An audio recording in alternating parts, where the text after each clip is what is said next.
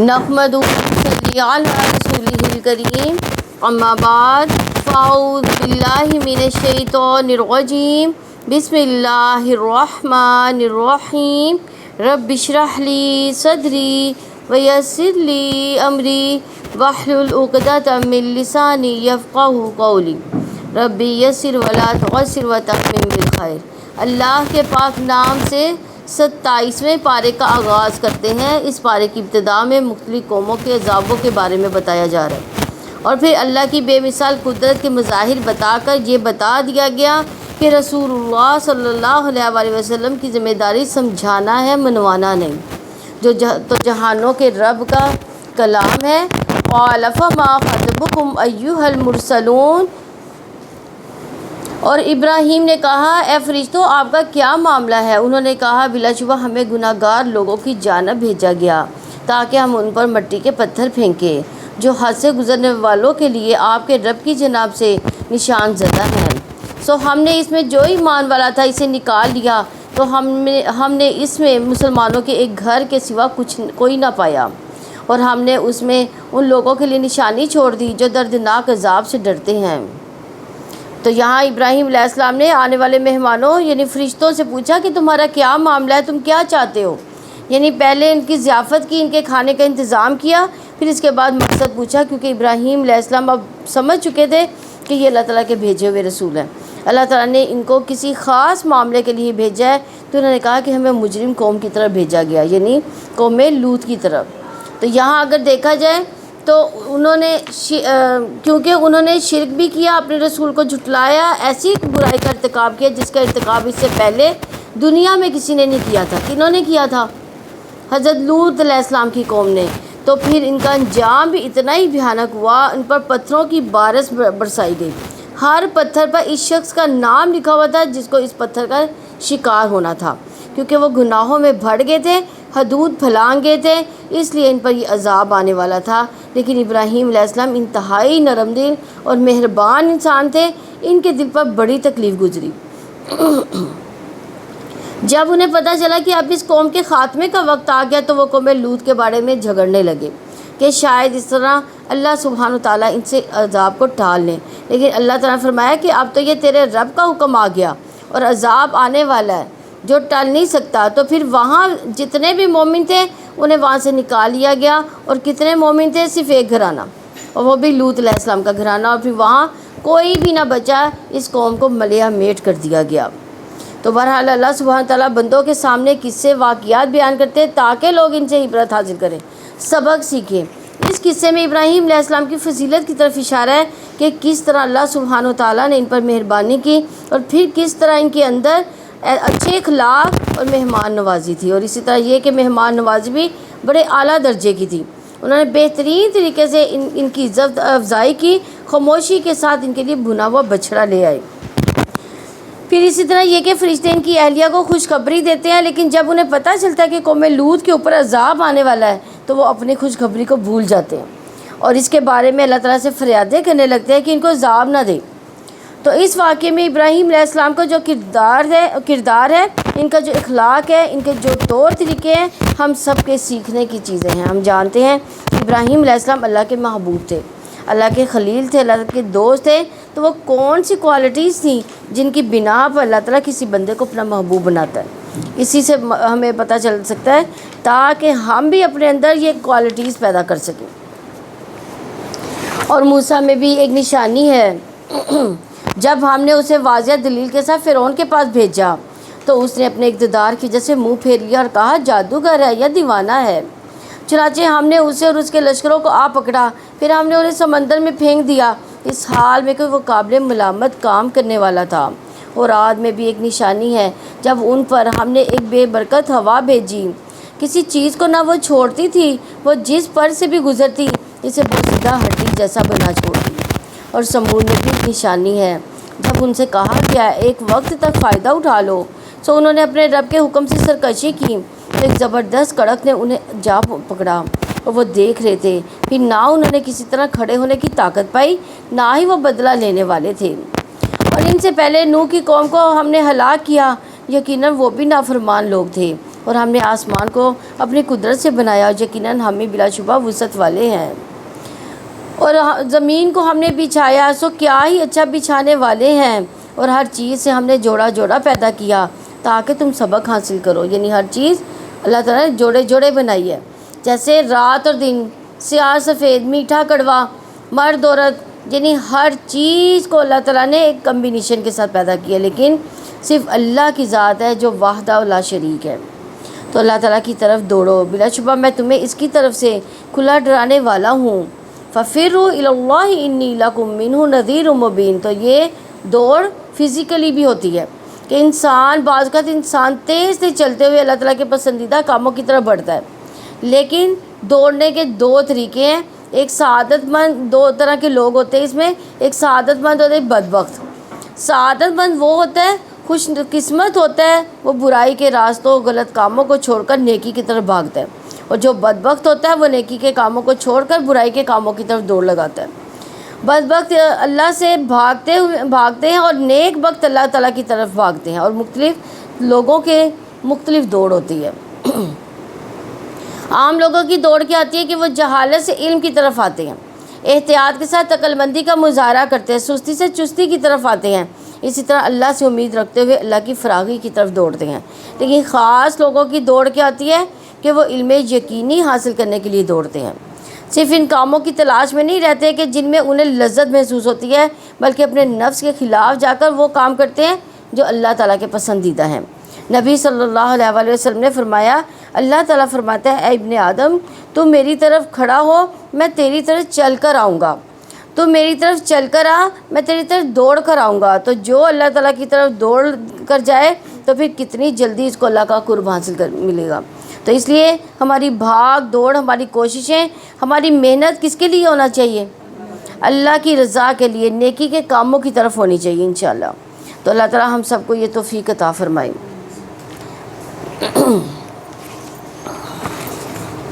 تو اللہ تعالیٰ کی طرف دوڑو، بلا شبہ میں تمہیں اس کی طرف کھلا ڈرانے والا ہوں، اور اللہ تعالیٰ کے ساتھ کوئی دوسرا معبود نہ بناؤ، یقیناً میں تمہارے لیے اس کی طرف سے کھلا ڈرانے والا ہوں۔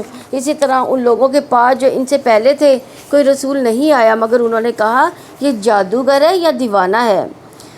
کیا انہوں نے اس بات کی ایک دوسرے کو وصیت کی ہے؟ بلکہ وہ سب سرکش لوگ ہیں۔ آپ ان سے منہ موڑے کہ آپ ہرگز ملامت کیے ہوئے نہیں ہیں، اور نصیحت کریں، یقیناً نصیحت ایمان والوں کو فائدہ دیتی ہے۔ جس کے اندر ایمان آ جاتا ہے، جس کا دل نرم ہو جاتا ہے، اس کے اندر نصیحت قبول کرنے کا ملکہ پیدا ہو جاتا ہے، اس کے اندر ایک جذب کی کیفیت پیدا ہوتی ہے۔ اس کے بارے میں رسول اللہ صلی اللہ علیہ وآلہ وسلم نے فرمایا، مومن کو اس حال میں پیدا کیا گیا کہ وہ آزمائش میں مبتلا ہونے والا، توبہ کرنے والا، بھولنے والا ہوتا ہے۔ جب اسے نصیحت کی جاتی ہے تو وہ نصیحت قبول کرتا ہے۔ اور میں نے جنوں اور انسانوں کو پیدا کیا تاکہ وہ میری عبادت کریں۔ یہاں انسانوں سے پہلے جنوں کا ذکر ہے، کیونکہ جن انسانوں سے پہلے تخلیق کیے گئے، اور ویسے بھی مشرکین جو تھے وہ جنوں کی عبادت بھی کرتے تھے، تو جنوں سے ڈرتے تھے، جنوں کے ناموں پر نظر نیاز دیتے تھے۔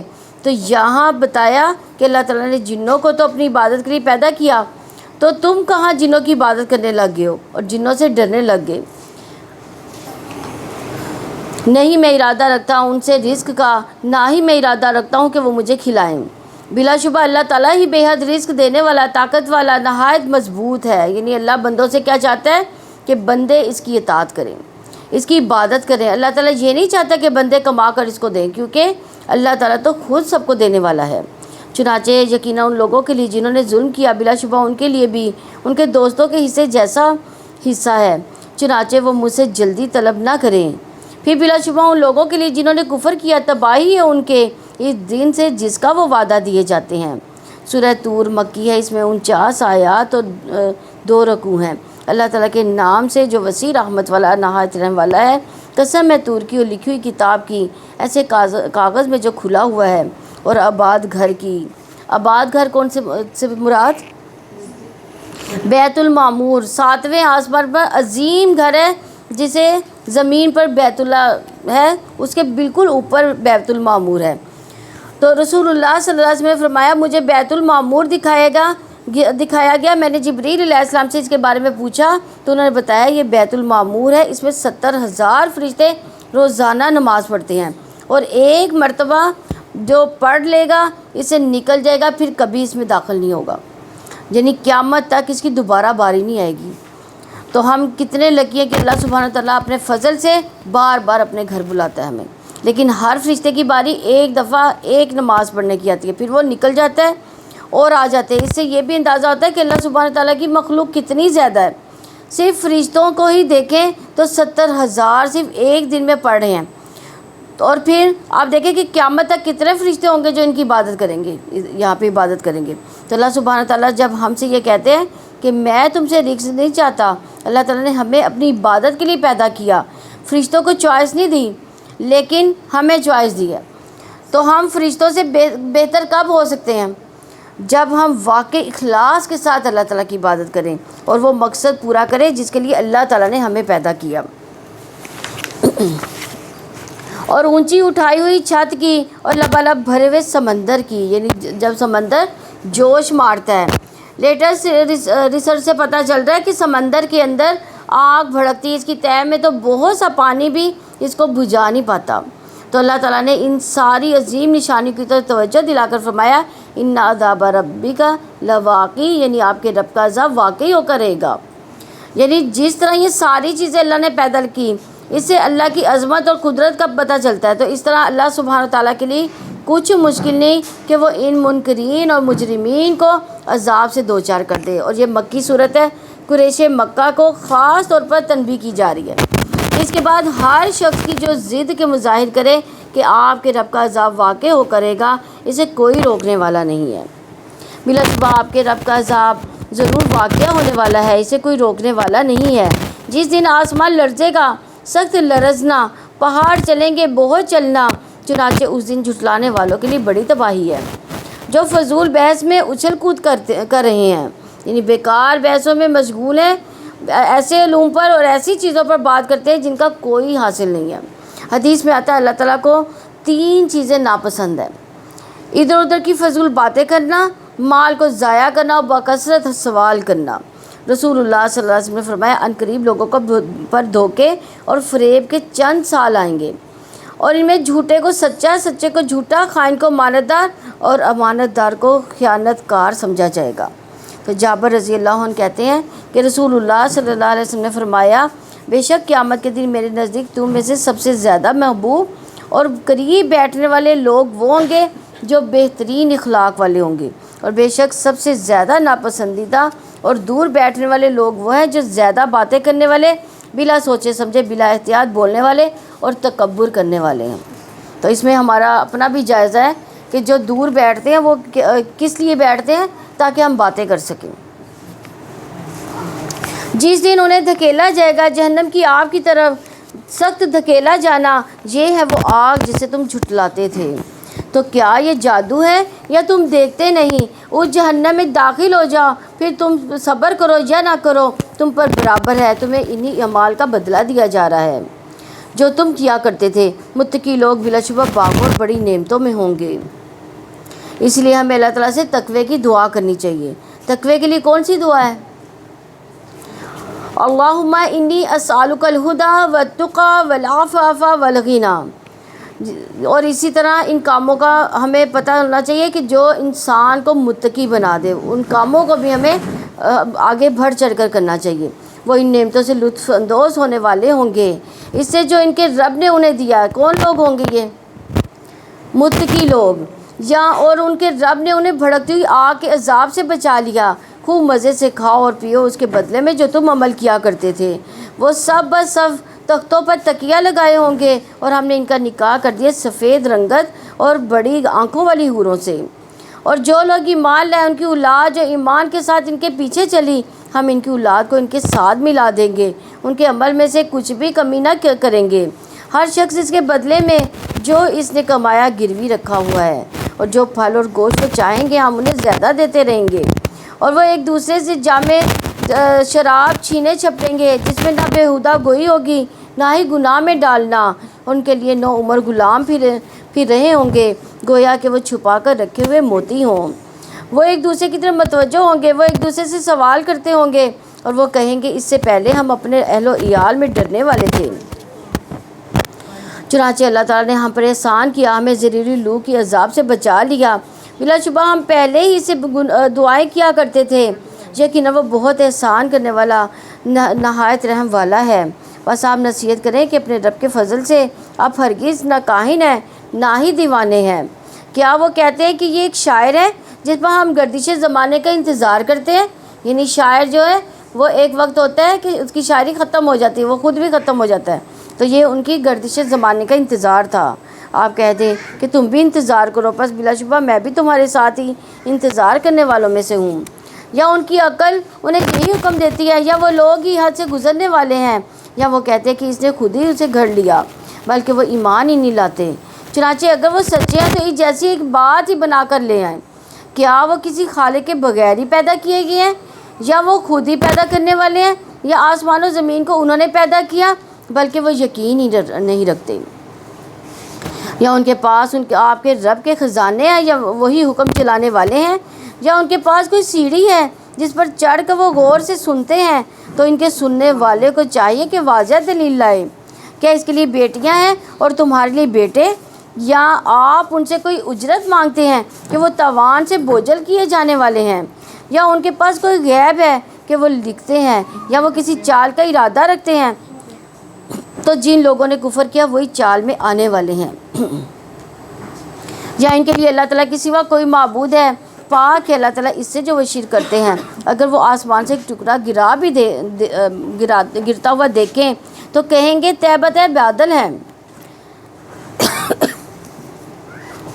چنانچہ آپ انہیں چھوڑ دیں یہاں تک کہ اس دن کو جا ملے جس میں وہ بے ہوش کیے جائیں گے، جس دن ان کی اپنی تدبیر ہی ان کے کچھ کام نہیں آئے گی اور نہ ہی ان کی کوئی مدد کی جائے گی۔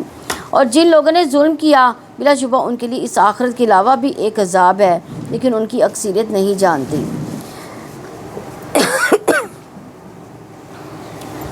اپنے رب کا حکم آنے تک آپ صبر کریں، بے شک آپ ہماری نگاہوں میں ہیں۔ اپنے رب کی حمد کے ساتھ آپ تسبیح کیا کریں جب آپ اٹھیں، اور رات کو بھی اس کی تسبیح کریں، اور ستاروں کے جانے کے بعد بھی۔ یہ کون سے دو ٹائم ہیں؟ یعنی ستاروں کے غروب ہونے سے مراد فجر کی سنت اور فرض ہے، کیونکہ صبح کا نماز کا وقت حقیقت میں ستاروں کے پیٹ پھیر کر جانے کے بعد کا وقت ہوتا ہے، جب ستارے ڈوب رہے ہوتے ہیں۔ ضحاک بھی یہی کہتے ہیں۔ اسی طرح حضرت عمر رضی اللہ عنہ، حضرت ابو ہریرہ رضی اللہ عنہ، حضرت حسن بصری وغیرہ بہت سے لوگ یہ کہتے ہیں کہ اس سے مراد فجر کی 2 سنتیں اور فجر کی 2 سنتوں کی بڑی اہمیت ہے۔ حضرت عائشہ رضی اللہ عنہ کہتی ہیں کہ میں نے رسول اللہ صلی اللہ علیہ وسلم کو کسی نفل کی ادائیگی کے لیے اتنی جلدی کرتے نہیں دیکھا جتنی جلدی آپ نماز فجر سے پہلے 2 رکعتوں کے لیے آپ کیا کرتے تھے۔ حضرت عائشہ رضی اللہ عنہ کہتی ہیں کہ نبی صلی اللہ علیہ وسلم نے طلوع فجر کے وقت 2 رکعت پڑھنے کی شان کے بارے میں فرمایا کہ ان کو پڑھنا میرے نزدیک ساری دنیا سے زیادہ محبوب ہے۔ نبی صلی اللہ علیہ وسلم ان سنتوں کو کبھی سفر میں بھی نہیں چھوڑا کرتے تھے، یعنی سفر کی نماز عادی ہو جاتی ہے، سنتیں معاف ہو جاتی ہیں، لیکن فجر کی سنتیں آپ نے کبھی سفر میں بھی نہیں چھوڑیں۔ اور اس طرح فجر کی نماز کی بھی ایسی ہی اہمیت ہے۔ رسول اللہ صلی اللہ علیہ وسلم نے فرمایا جس نے صبح کی نماز ادا کی وہ شخص اللہ کے ذمے حفاظت میں آ گیا۔ بس تم میں سے کسی سے اللہ تعالیٰ اپنے ذمے کے بارے میں کسی چیز کا مطالبہ نہ کرے، پر جس شخص نے اپنے ذمے کے بارے میں کوئی مطالبہ کر دیا تو وہ اس کو پکڑ لے گا اور اوندھے منہ جہنم میں پھینک دے گا۔ کس نے مطالبہ کیا؟ اگر قیامت کے دن اللہ تعالیٰ نے ہم سے اپنے ذمے کے بارے میں مطالبہ کر دیا کہ تمہارے ذمے تو یہ بات لگی تھی، تم نے کیوں نہیں کی، تو اس کے لیے کیا ہو جائے گا؟ اس کے لیے تباہی ہو جائے گی۔ تو فجر پڑھنے والا جو ہے وہ شام تک اللہ کی حفاظت میں رہتا ہے، اور فجر کی نماز پڑھنے والے سے جنت کا بھی وعدہ ہے۔ کیا اور ہم پہ سب سے زیادہ بھاری کون سی نماز ہوتی ہے؟ فجر کی ہی بھاری نماز ہوتی ہے۔ اس میں آپ احتیاط کیا کریں، فجر کی نماز جو ہے لازم پڑھا کریں۔ رسول اللہ صلی اللہ علیہ وسلم نے فرمایا جو شخص 2 ٹھنڈی نمازیں، کون سی 2 ٹھنڈی نمازیں ہیں؟ فجر اور عصر پڑھے گا وہ جنت میں جائے گا۔ یعنی جو شخص 2 ٹھنڈی نمازیں فجر اور عصر پڑھے گا وہ جنت میں داخل ہوگا۔ اسی طرح ایک اور روایت میں ہے کہ وہ آدمی ہرگز آگ میں نہیں جائے گا جسے سورج نکلنے سے پہلے اور سورج کے غروب ہونے سے پہلے نماز پڑھی، یعنی فجر اور عصر کی نماز۔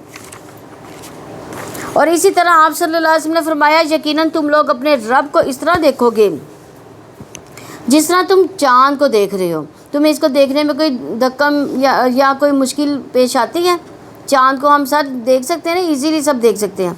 بس اگر تم طاقت رکھتے ہو تو سورج طلوع ہونے سے پہلے یا غروب ہونے کے بعد نمازوں میں سستی نہ کرو۔ تو ایسا کرو۔ بعض لوگ کیا کرتے ہیں کہ رات کا قیام کرتے ہیں، فجر قضا کر دیتے ہیں۔ تو فجر کی نماز قیام اللیل سے بھی افضل ہے۔ اکثر ہم لوگ نوافل کی طرف بڑے شوق سے لپکتے ہیں اور فرض نمازوں میں کیا کرتے ہیں؟ سستی کرتے ہیں۔ تو ایسا نہیں ہونا چاہیے۔ فرض نمازوں میں سستی، خصوصاً فجر کی نماز میں سستی، منافق کا وتیرہ ہوتی ہے۔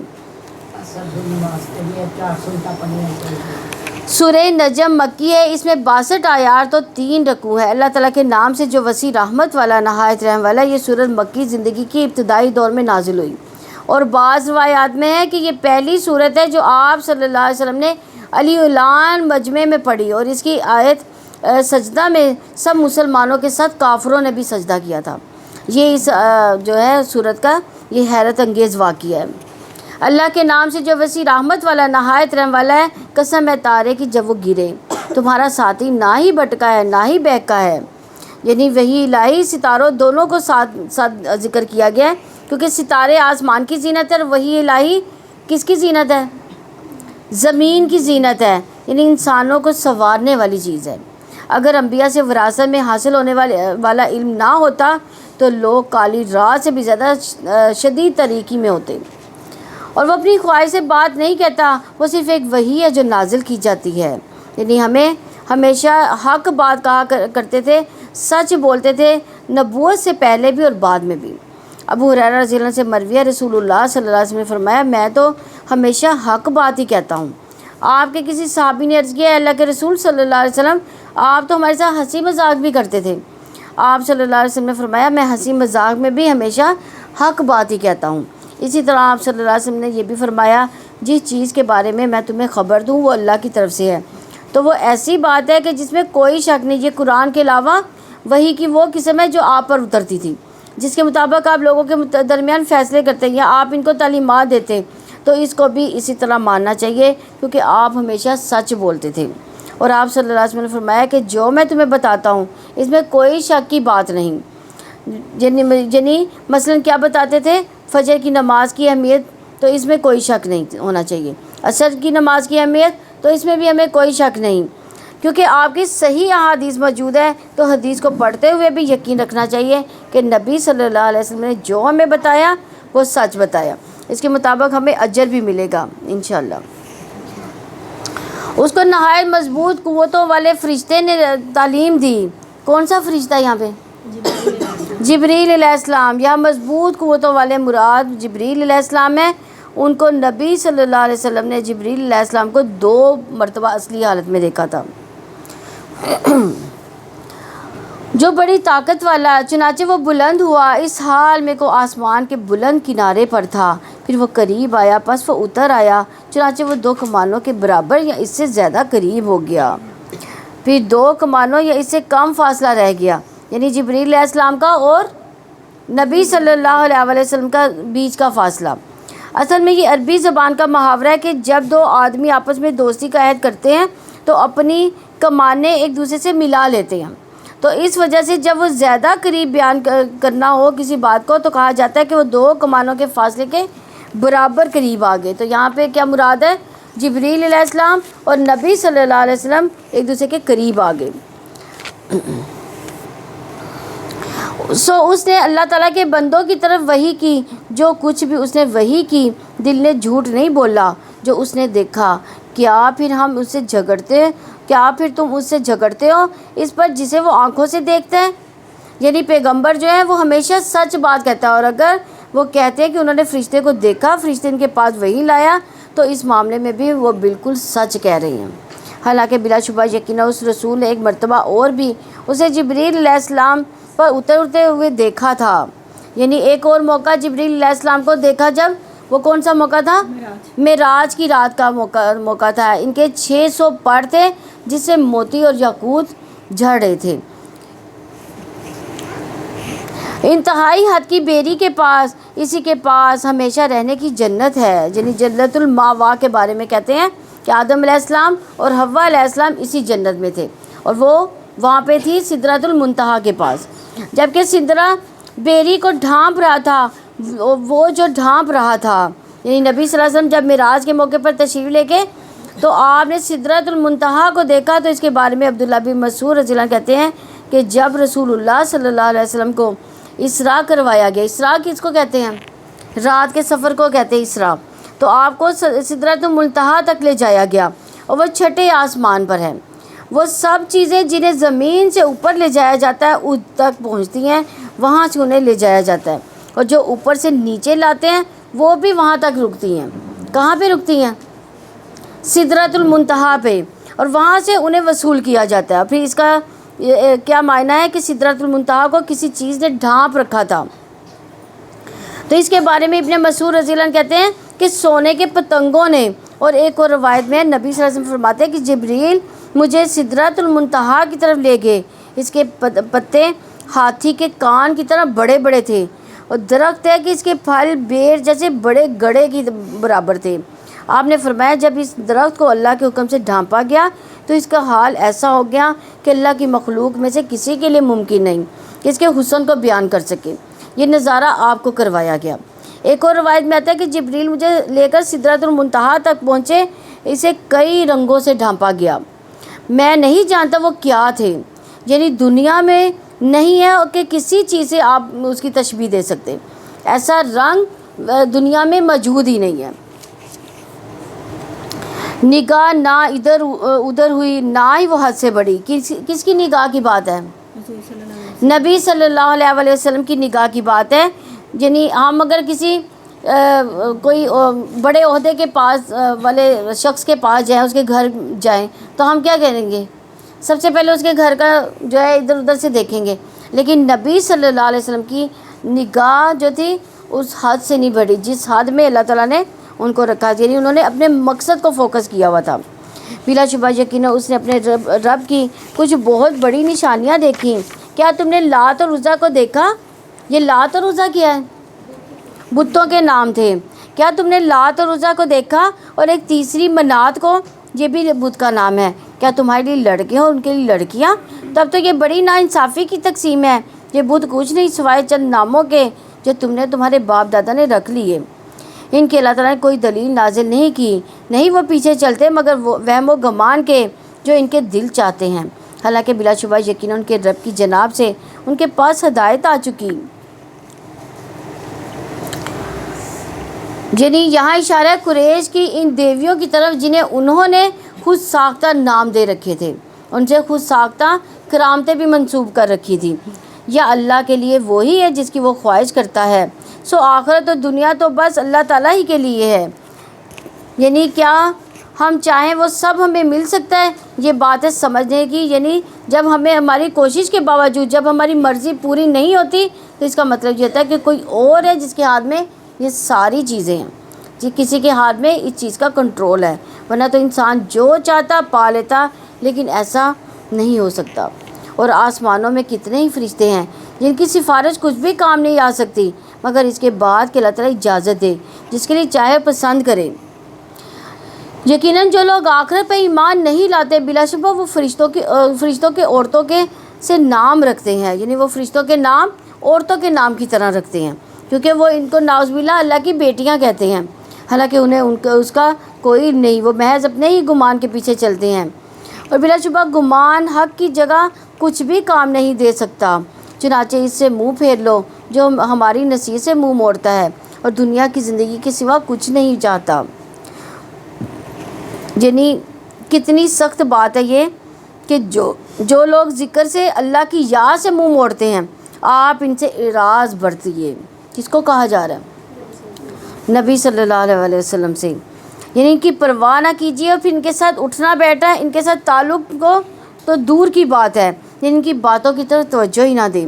تو اس میں آپ دیکھیے کہ اللہ کے ذکر سے منہ نہیں موڑنا چاہیے، یہ خاص یہاں ہمیں سبق مل رہا ہے، کیونکہ آگے کہا وَلَمْ يُرِدْ إِلَّا الْحَيَاةَ الدُّنْيَا، کہ وہ دنیا کی زندگی چاہتا ہے۔ یعنی اللہ کے ذکر سے کون سی چیز روکے ہوئے ہیں؟ دنیا کی خواہشات روکے ہوئے ہیں۔ یہ ان کے علم کی حد ہے۔ بلا شبہ آپ کا رب بھی خوب جانتا ہے کہ اس کے راستے سے کون بھٹک گیا، اور وہی خوب جانتا ہے کہ راہ راست پر کون ہے۔ تو وہ زیادہ سے زیادہ بس دنیا کا علم رکھتے ہیں، لہٰذا ان کی بات نہیں مانو۔ اس علم کو اپناؤ، اس علم کو فالو کرو جو وحی کی بنیاد پر آیا۔ یہاں ایسے لوگوں کی طرف اشارہ کیا گیا جو دنیاوی معاملات میں تو بہت علم رکھتے ہیں، بہت سمجھ رکھتے ہیں، لیکن دین کے معاملے میں بالکل کورے ناواقف ہیں۔ تو یہاں اللہ تعالیٰ نے ان کی عقل کو کامل نہیں قرار دیا، ان کو آخرت کے علم والوں سے کم درجے میں رکھا۔ یعنی ایک شخص ہے جس کے پاس صرف دنیا کا علم ہے، دین کا علم نہیں ہے۔ دوسرا ہے، ایک وہ ہے کہ جس کے پاس صرف دین کا دنیا کا علم نہیں ہے، اور تیسرا وہ ہے کہ جس کے پاس دین کا بھی ہے علم ہے اور دنیا کا بھی علم ہے۔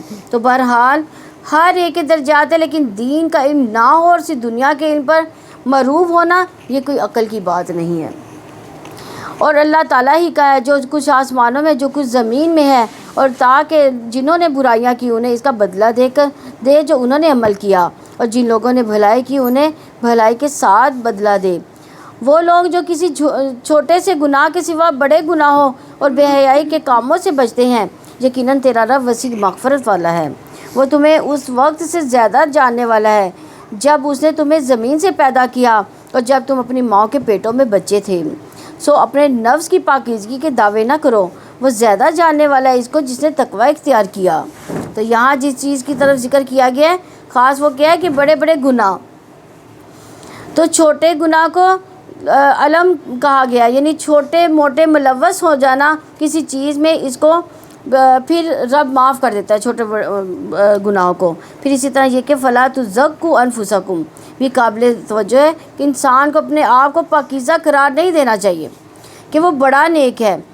تو یہ زکو کون ہے، یعنی کون تزکیہ کر سکتے ہیں اپنا؟ قلبی کہتے ہیں لوگ نیک عمل کرتے ہیں، نیک عمل کرنے کے بعد کہتے ہیں یہ ہماری نمازیں ہیں، یہ ہمارے روزے، یہ ہمارا حج ہے، یہ ہمارا جہاد ہے۔ تو اللہ تعالیٰ نے ان کے بارے میں یہ آیت نازل کی کہ وہ زیادہ جاننے والا کہ کون نیک ہے، کس نے اطاعت کی، کس نے اللہ تعالیٰ کے لیے اپنا عمل خالص کیا۔ اسی طرح ایسے نام بھی نہیں رکھنے چاہیے کہ جن سے انسان کی بہت کوئی بڑائی ظاہر ہوتی ہو، جیسے نیک بی بی نام رکھ لینا۔ ایک خاتون کا نام برا تھا تو آپ نے اس کا نام زینب رکھ دیا، اور برا نام رکھنے سے منع کیا۔ آپ نے فرمایا کہ اپنے آپ کو نیک اور صالح نہ کہلاؤ، اللہ تم میں سے زیادہ نیک بندوں کو خوب جانتا ہے۔ تو پوچھا کہ ہم کیا نام رکھیں، تو آپ نے فرمایا زینب نام رکھ لو۔ تو کیا آپ نے دیکھا اس شخص کو جس نے منہ موڑا، اس نے تھوڑا سا دیا، رک گیا، کیا اس کے پاس غیب کا علم ہے کہ وہ دیکھ رہا ہے؟ یا ان باتوں کی اسے خبر نہیں دی گئی جو موسیٰ کے صحیفوں میں ہے اور ابراہیم کے صحیفوں میں، جس نے وفا کا حق ادا کر دیا؟ کس نے وفا کا حق ادا کیا تھا؟ حضرت ابراہیم علیہ السلام نے۔ یہ کہ کوئی بوجھ اٹھانے والی جان کسی دوسرے کا بوجھ نہ اٹھائے گی، اور یہ کہ انسان کے لیے صرف وہی ہے جس کی خود اس نے کوشش کی، اور بلا شبہ اس کی کوشش جلد ہی اسے دکھائی جائے گی، پھر اسے اس کا بدلہ دیا جائے گا، پورا بدلہ، اور بلا شبہ آپ کے رب تک ہی انتہا ہے۔ اور یہ کہ بے شک اس نے ہنسایا، اس نے رلایا، اور یہ کہ بے شک اسی نے موت دی، اسی نے زندگی دی، اور یہ کہ بلا شبہ اسی نے نر و مادہ کا جوڑا پیدا کیا، ایک نطفے سے جب وہ ٹپکایا جاتا ہے، اور یہ کہ بلا شبہ اسی کے ذمہ ہی دوبارہ پیدا کرنا ہے۔ یعنی پہلی زندگی کی ساری باتیں کر کے اللہ کی قدرت ظاہر کر کے پھر فرمایا یہ کہ دوسری بار پیدا کرنا بھی اسی کے ذمہ ہے۔ تو جس نے پہلی بار پیدا کیا وہ دوسری دفعہ بھی پیدا کر دے گا۔ اور یہ کہ بے شک کسی نے مالدار کیا، خزانہ بخشا، ان تمہارے مال اور رزق اللہ کے ہاتھ میں ہے یہ، اسی لیے اسی کی طرف توجہ کریں۔ یہ سب بتانے کا مقصد کیا ہے کہ سارے حالات اور موقع پر اپنے رب کی طرف رجوع کریں، اور بے شک وہی شیرہ یعنی ستارے کا رب ہے۔ اور یہ کہ بلا شبہ اس نے پہلی قوم عاد کو ہلاک کیا اور سمود کو بھی، چنانچہ کسی کو باقی نہ چھوڑا۔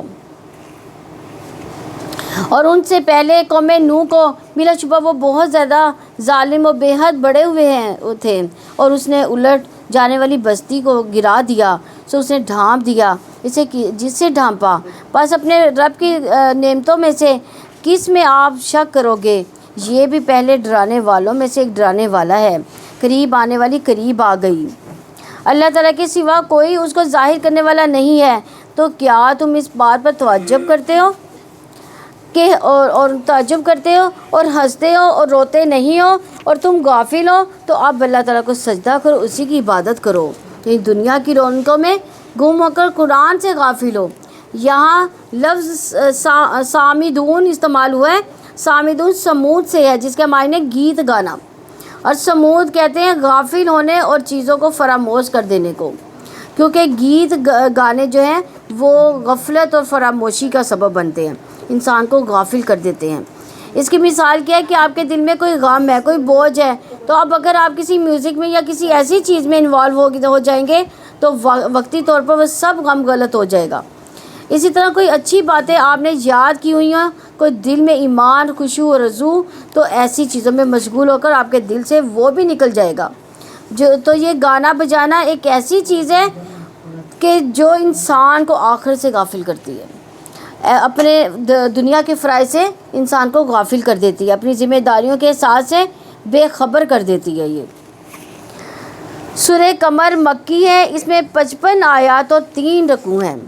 یہ سورہ مکہ میں تب نازل ہوئی جب نبی صلی اللہ علیہ وسلم نے چاند کو 2 ٹکڑے کرنے کا معجزہ دکھایا، اسی لیے اس سورت کا نام سورہ قمر ہے۔ قمر کس کو کہتے ہیں؟ چاند کو۔ حضرت عائشہ رضی اللہ عنہ نے فرمایا کہ جب یہ سورت نازل ہوئی تو میں کھیلا کرتی تھی، یعنی وہ چھوٹی ہوتی تھی۔ اللہ تعالیٰ کے نام سے جو وسیع رحمت والا، نہایت رحم والا ہے، بہت قریب آ گئی قیامت اور پھٹ گیا۔ یہ نبی صلی اللہ علیہ وسلم کا معجزہ کہ چاند کو 2 ٹکڑے کر دیا، اور اگر وہ کوئی نشانی دیکھتے ہیں تو منہ موڑ جاتے ہیں اور کہتے ہیں یہ ایک جادو ہے جو گزر جانے والا ہے۔ یعنی کافر پھر بھی ایمان نہیں لائے، حالانکہ انہوں نے اپنی آنکھوں کے سامنے چاند کو 2 حصوں میں پھٹتے ہوئے دیکھا اور پھر جڑتے ہوئے دیکھا، اور یہ معجزے کو جادو قرار دے دیا گیا۔ انہوں نے جھٹلایا اور وہ اپنی خواہشات کے پیچھے چلے، اور ہر کام انجام کو پہنچنے والا ہے۔ یعنی خواہش پرستی حق کو جھٹلانا آسان کر دیتی ہے، پھر انسان حق اور باطل کو خلط ملط کر دیتا ہے، یعنی ملا دیتا ہے۔ ہدایت و بھلائی کو دیکھ نہیں پاتا تو ہر عمل کرنے والا کہیں نہ کہیں پہنچنے والا ہے، جیسا کہ عمل ہوگا ویسا ہی پھر انسان کا انجام ہوگا۔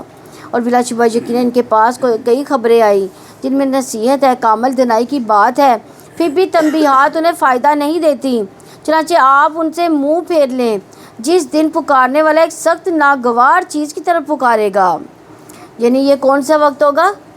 حشر کا وقت ہوگا، قیامت کا وقت ہوگا۔ ان کی نگاہیں جھکی ہوئی ہوں گی، وہ قبروں سے ایسے نکلیں گے جیسے کہ منتشر ٹڈیاں ہوں، یعنی اچھل اچھل کر قبروں سے باہر آئیں گے۔ تہوں کی تہوں میں جو لوگ پڑے ہوں گے زمین سے، بے شک زمین کی گہرائی میں کیوں نہ ہو، سب نکل باہر آئیں گے۔ ان کی آنکھیں سہمی ہوئی ہوں گی اور وہ خشوعاً ابصارہم، ڈرے ہوئے ہوں گے، گھبرائے ہوئے ہوں گے کہ یہ سب کیا ہو گیا۔ گردن اٹھا کر پکارنے والے کی طرف دوڑے ہوئے ہوں گے۔ کافر کہیں گے یہ تو بڑا مشکل دن ہے، یعنی مومنوں کے لیے وہ دن آسان ہوگا، لیکن کافروں کے لیے یہ دن بڑا ہی سخت ہوگا۔ نبی صلی اللہ علیہ وسلم نے قرآن مجید کی یہ آیت یوم یقوم الناس لرب العالمین کے بارے میں فرمایا، نصف یوم کی مقدار کتنی ہے؟ 50,000 سال کے برابر، اور یہ مدت مومن کے لیے بڑی معمولی ہوگی، جیسا کہ سورج ڈھلنے سے سورج غروب ہونے تک کا وقت، یعنی اتنا لمبا وقت مومن کے لیے بہت چھوٹا لگے گا۔ تو قیامت کے دن کی مشقت بھی مومن کے لیے کم ہوگی۔ اس وقت سب لوگ پسینے کی لگام میں یعنی وہ پسینے کی لگام منہ میں ڈالے ہوئے ہوں گے، اور رہے مومن تو وہ ان پر زکام کی طرح ہوگا، اور کافر پر موت جیسی کیفیت طاری ہوگی، یعنی اس وقت بھی ان پر کیا حالت طاری ہوگی؟ جیسے کہ موت آ رہی ہے، یعنی جیسے موت کی سختی۔ ان سے پہلے نوح کی قوم نے جھٹلایا تھا تو انہوں نے ہمارے بندے کو جھٹلایا اور کہا دیوانہ ہے، اسے جھڑکا گیا۔ یہ نبی صلی اللہ علیہ وسلم کو تسلی دینے کے لیے بتلایا جا رہا ہے کہ آپ سے پہلے پیغمبروں پر بھی بڑی بڑی مشکلات گزری، تو اس نے اپنے رب کو پکارا، میں بے بس ہوں، سو تو بدلہ لے لے۔ چنانچہ ہم نے آسمان کے دروازے ایسے پانی سے کھول دیے جو زور سے برسنے والا تھا، اور ہم نے زمین کو چشموں سے پھاڑ دیا، تو اس کام پر جو طے ہو چکا تھا سارا پانی مل گیا۔ اور نوح کو ہم نے کیلوں اور تختوں والی کشتی پر سوار کر دیا جو ہماری آنکھوں کے سامنے چلتی رہی۔ یہ تھا بدلہ اس شخص کے لیے جس کا انکار کیا گیا تھا، اور بلا شبہ یقیناً اس کو ہم نے ایک نشانی بنا کر چھوڑ دیا۔ تو کیا ہے کوئی نصیحت قبول کرنے والا؟ پھر کیسا تھا میرا عذاب اور میرا ڈرانا، اور بلا شبہ یقیناً ہم نے قرآن کو نصیحت کے لیے آسان کر دیا، تو کیا ہے کوئی نصیحت قبول کرنے والا؟ کشیری کہتے ہیں کہ اللہ نے مجھے لوگوں کی زبانوں پر قرآن پڑھنے کو آسان کر دیا۔ کچھ لوگوں کو مشقت سے پڑھنا پڑتا ہے، کچھ لوگ آسانی سے پڑھ لیتے ہیں۔ کچھ لوگوں کے دلوں پر اس کے علم کو آسان کر دیا گیا، بڑی جلدی یعنی ان کو اس کا مفہوم سمجھ آ جاتا ہے۔ کچھ لوگوں کے دلوں پر اس کے فہم کو آسان کر دیا گیا، علم کو آسان کیا یعنی حفظ وہ جلدی کر لیتے ہیں، فہم یعنی سمجھ بوجھ پڑھ لیتے ہیں، یعنی سمجھ کے پڑھ لیتے ہیں، اور کچھ لوگوں کے دل پر اس کے حفظ کو آسان کر دیا گیا۔ یہ سب کے سب کیا ہے؟ اہل القرآن، یہ سب کے سب اللہ والے اس کے خاص بنتے ہیں۔ تو اللہ کی کتاب انتہائی آسان ہے سمجھنے کے اعتبار سے۔ اس کے برعکس جو دنیاوی علوم ہے، ان کو سمجھنے کے لیے بہت مزید کچھ سیکھنا پڑتا ہے، لیکن پہلی بار بھی جب قرآن کا ترجمہ پڑھ لیتے ہیں جو، اور اس کا ایک بڑا حصہ وہ ڈائریکٹ سمجھ لیتا ہے کہ یہ کہا جا رہا ہے قرآن میں۔ ایک کام کے متعلق آیات جو ہیں ان میں مزید غور و فکر اور فقہ کے احکامات جو نکالے جاتے ہیں، تو وہ ہر بندے کا کام نہیں ہوتا، لیکن قرآن جو ہے اس کو پڑھنا، اس کو سمجھنا مشکل نہیں۔ تو آپ دیکھیے کہ عربی زبان میں جو بڑی ہماری اپنی زبان نہیں ہے، لیکن چھوٹے چھوٹے بچے اس کو ریڈنگ شروع کر دیتے ہیں، پھر جب ترجمہ یاد کرایا جاتا ہے تو وہ بھی یاد ہو جاتا ہے، پھر اسی طرح تفسیر بھی سمجھ آنے لگ جاتی ہے۔ آج نے جھٹلایا تو کیسا تھا میرا عذاب اور کیسا تھا میرا ڈرانا، اور یقیناً ہم نے دائمی نحوست کے دن پر ان پر تند و تیز ہوا بھیج دی، وہ لوگوں کو اٹھا اٹھا کر پھینک رہی تھی گویا وہ کھجور کے اکھڑے ہوئے تنے ہوں۔ پھر کیسا تھا میرا عذاب، کیسا تھا میرا ڈرانا۔ تو یاد رکھیے اللہ کے عذاب اور اللہ کے ڈراوے سے انسان کو ڈرتے رہنا چاہیے، اس کے لیے فکر کے ساتھ ساتھ دعائیں بھی کرنی چاہیے۔ خاص طور پر کون سی دعا ہے؟ اللہم انی اعوذ برضاک من سخطک و بمعافاتک من عقوبک۔ اے اللہ میں پناہ مانگتی ہوں تیری رضا کے ذریعے تیری ناراضگی سے، تیری معافی کے ذریعے تیری سزا سے، کہ اللہ تو معاف کر دینا، سزا نہ دینا۔ اور بلا شبہ یقیناً ہم نے قرآن کو نصیحت کے لیے آسان کر دیا، تو کیا ہے کوئی نصیحت قبول کرنے والا؟ سمود نے خبردار کرنے والوں کو جھٹلایا، بس انہوں نے کہا کہ ہم ہی میں سے ایک انسان ہو، ہم اس کے پیچھے چلیں، تب تو ہم یقیناً گمراہی اور دیوانگی میں ہوں گے۔ کیا ہمارے درمیان میں سے اسی پر ذکر نازل کیا گیا، بلکہ وہ بڑا جھوٹا خود پسند ہے۔ جلدی کل وہ جان لیں گے کہ کون بڑا جھوٹا اور خود پسند ہے۔ یقیناً ہم ایک اونٹنی ان کی آزمائش کے لیے بھیجنے والے ہیں، چنانچہ آپ انتظار کریں اور اچھی طرح صبر کریں۔ انہیں بتا دیں کہ پانی ان کے اور اونٹنی کے درمیان تقسیم ہوگا، ہر ایک کے پینے کی باری حاضر کی جائے گی۔ تو انہوں نے اپنے ساتھی کو پکارا، سو اس نے اسے پکڑ لیا، پس اس نے اونٹنی کو کاٹ ڈالا۔ پھر کیسا تھا میرا عذاب، کیسا تھا میرا ڈرانا۔ بلا شبہ ہم نے ایک ہی چنگاڑ بھیجی، چنانچہ وہ باڑ لگانے والے کی روندی ہوئی باڑ کی طرح ہو کر رہ گئے۔ اور بلا شبہ یقیناً ہم نے اس قرآن کو نصیحت کے لیے آسان کر دیا، تو کیا ہے کوئی نصیحت قبول کرنے والا؟ لوط کی قوم نے بھی ڈرانے والوں کو جھٹلایا، یقیناً ہم نے ان پر پتھراؤ کرنے والی ہوا بھیجی۔ آل لوط کے سوا ہم نے ان کو سحری کے وقت بچا لیا، اپنی جانب سے فضل کر کے بچایا۔ ہم ایسے ہی اس شخص کو جزا دیتے ہیں جو شکر کرے۔ اور بلا شبہ یقیناً لوط نے انہیں ہماری پکڑ سے ڈرایا، تو انہوں نے ڈراوے میں شک کیا، یعنی پیغمبر کی بات پر انہوں نے یقین نہیں کیا۔ اور بلا شبہ یقیناً انہوں نے لوط کو ان کے مہمانوں سے بہکانے کی کوشش کی، تو ہم نے ان کی آنکھیں مٹا دی، سو چکھو میرا عذاب، میرا ڈرانا، یعنی اندھا کر دیا گیا ان کو۔ اور صبح سویرے ہی ایک نہ ٹلنے والے عذاب نے ان پر حملہ کیا، سو اب چکھو میرا عذاب اور میرا ڈراوا۔ اور بلا شبہ یقیناً ہم نے اس قرآن کو نصیحت کے لیے آسان کر دیا، تو کیا ہے کوئی نصیحت قبول کرنے والا؟ اور آل فرعون کے پاس ڈرانے والے آئے تھے، انہوں نے ہماری سب نشانی کو جھٹلایا، تو ہم نے انہیں پکڑ لیا، سب پر غالب، بے حد قدرت والے کی طرح پکڑنا۔ کیا تمہارے کافر ان سے بہتر ہیں؟ یہ تمہارے لیے اگلی کتابوں میں معافی ہے، یا وہ کہتے ہیں کہ ہم بدلہ لے کر رہنے والی جماعت ہیں؟ جلدی اس جماعت کو شکست دی جائے گی اور وہ پیٹھ پھیر کر بھاگ کھڑے ہوں گے۔ پھر قیامت ان کے وعدے کا وقت ہے، اور قیامت زیادہ بڑی آفت اور زیادہ تلخ ہے۔ بلا شبہ مجرم لوگ گمراہی اور دیوانگی میں ہے، جس دن انہیں چہروں کے بل آگ میں گھسیٹا جائے گا۔ چکھو آگ کا چھونا۔ ہم نے بلا شبہ ہر چیز کو ایک اندازے کے ساتھ پیدا کیا، یعنی ہر چیز کا ایک اندازہ رکھا، اس کے مطابق وہ پیدا کی گئی، نہ وہ ضرورت سے زیادہ نہ ہی کم، اور ہمارا حکم ایک ہی بار پلک جھپکنے کی طرح ہوتا ہے۔ یعنی اللہ تعالیٰ جب کن کہتے ہیں تو آگ جھپکنے سے پہلے ہی وہ کام ہو چکا ہوتا ہے۔ اور بلا شبہ یقیناً تمہارے جیسی جماعتوں کو ہم ہلاک کر چکے، تو کیا ہے کوئی نصیحت قبول کرنے والا؟ اور ہر وہ چیز جو انہوں نے کی وہ دفتروں میں درج ہے، اور ہر چھوٹی بڑی بات لکھی ہوئی ہے۔ بلا شبہ متقی لوگ باغ و نہروں میں ہوں گے، صدق کی مجلس میں، بڑے ذی اقتدار بادشاہ کے پاس۔ اللہ ہمیں بھی ان میں شامل فرما دے۔ سورہ رحمان مدنی ہے، اس میں 78 آیات اور 3 رکوع ہیں۔ یہ سورت وہ واحد سورت ہے جس میں بیک وقت انسانوں اور جنات دونوں کو صراحت کے ساتھ مخاطب کیا گیا ہے۔ دونوں کو اللہ تعالیٰ کی بے شمار نعمتیں یاد دلائی گئی ہیں جو اس کائنات میں پھیلی ہوئی ہیں، اور بار بار یہ فکرہ دہرایا گیا کہ بتاؤ تم دونوں اپنے رب کی کون کون سی نعمتوں کو جھٹلاؤ گے۔ اپنے اسلوب، فصاحت اور بلاغت کی وجہ سے یہ ایک منفرد صورت ہے جس کی تاثیر کو کسی اور زبان میں ترجمہ کر کے منتقل نہیں کیا جا سکتا۔ اللہ کے نام سے جو وسیع رحمت والا نہایت رحم والا ہے۔ وسیع رحمت والے نے قرآن کی تعلیم دی، یعنی کہ سب سے پہلے جبریل علیہ السلام کو سکھایا گیا یہ قرآن۔ جبریل علیہ السلام سے کہاں منتقل ہوا؟ نبی پاک صلی اللہ علیہ وسلم پر، اور پھر محمد صلی اللہ علیہ وسلم کے ذریعے صحابہ کرام کو، اور پھر اس کے بعد نسل در نسل آج ہم اس کی شہادت سے فیض یاب ہو رہے ہیں، اور ہمیں بھی اس کو سیکھنے کا موقع ملا۔ یہ رحمان کی خاص رحمت ہے۔ یہ صورت نعمتوں کو شمار کرنے کے لیے آئی ہے جو اللہ نے اپنے بندوں پر انعام فرمائی، تو سب سے پہلے اللہ نے اس نعمت کو بیان کیا جو سب سے بڑی، سب سے زیادہ نفع دینے والی، اور انجام کے اعتبار سے سب سے زیادہ عظیم ہے اور بہترین ہے۔ وہ کیا چیز ہے؟ یہ قرآن کی نعمت سب نعمتوں سے افضل ہے۔ اللہ تعالیٰ ہم سب کو یہ نعمت عطا فرمائے، ہمیں سیکھنے سکھانے والا بنا دے۔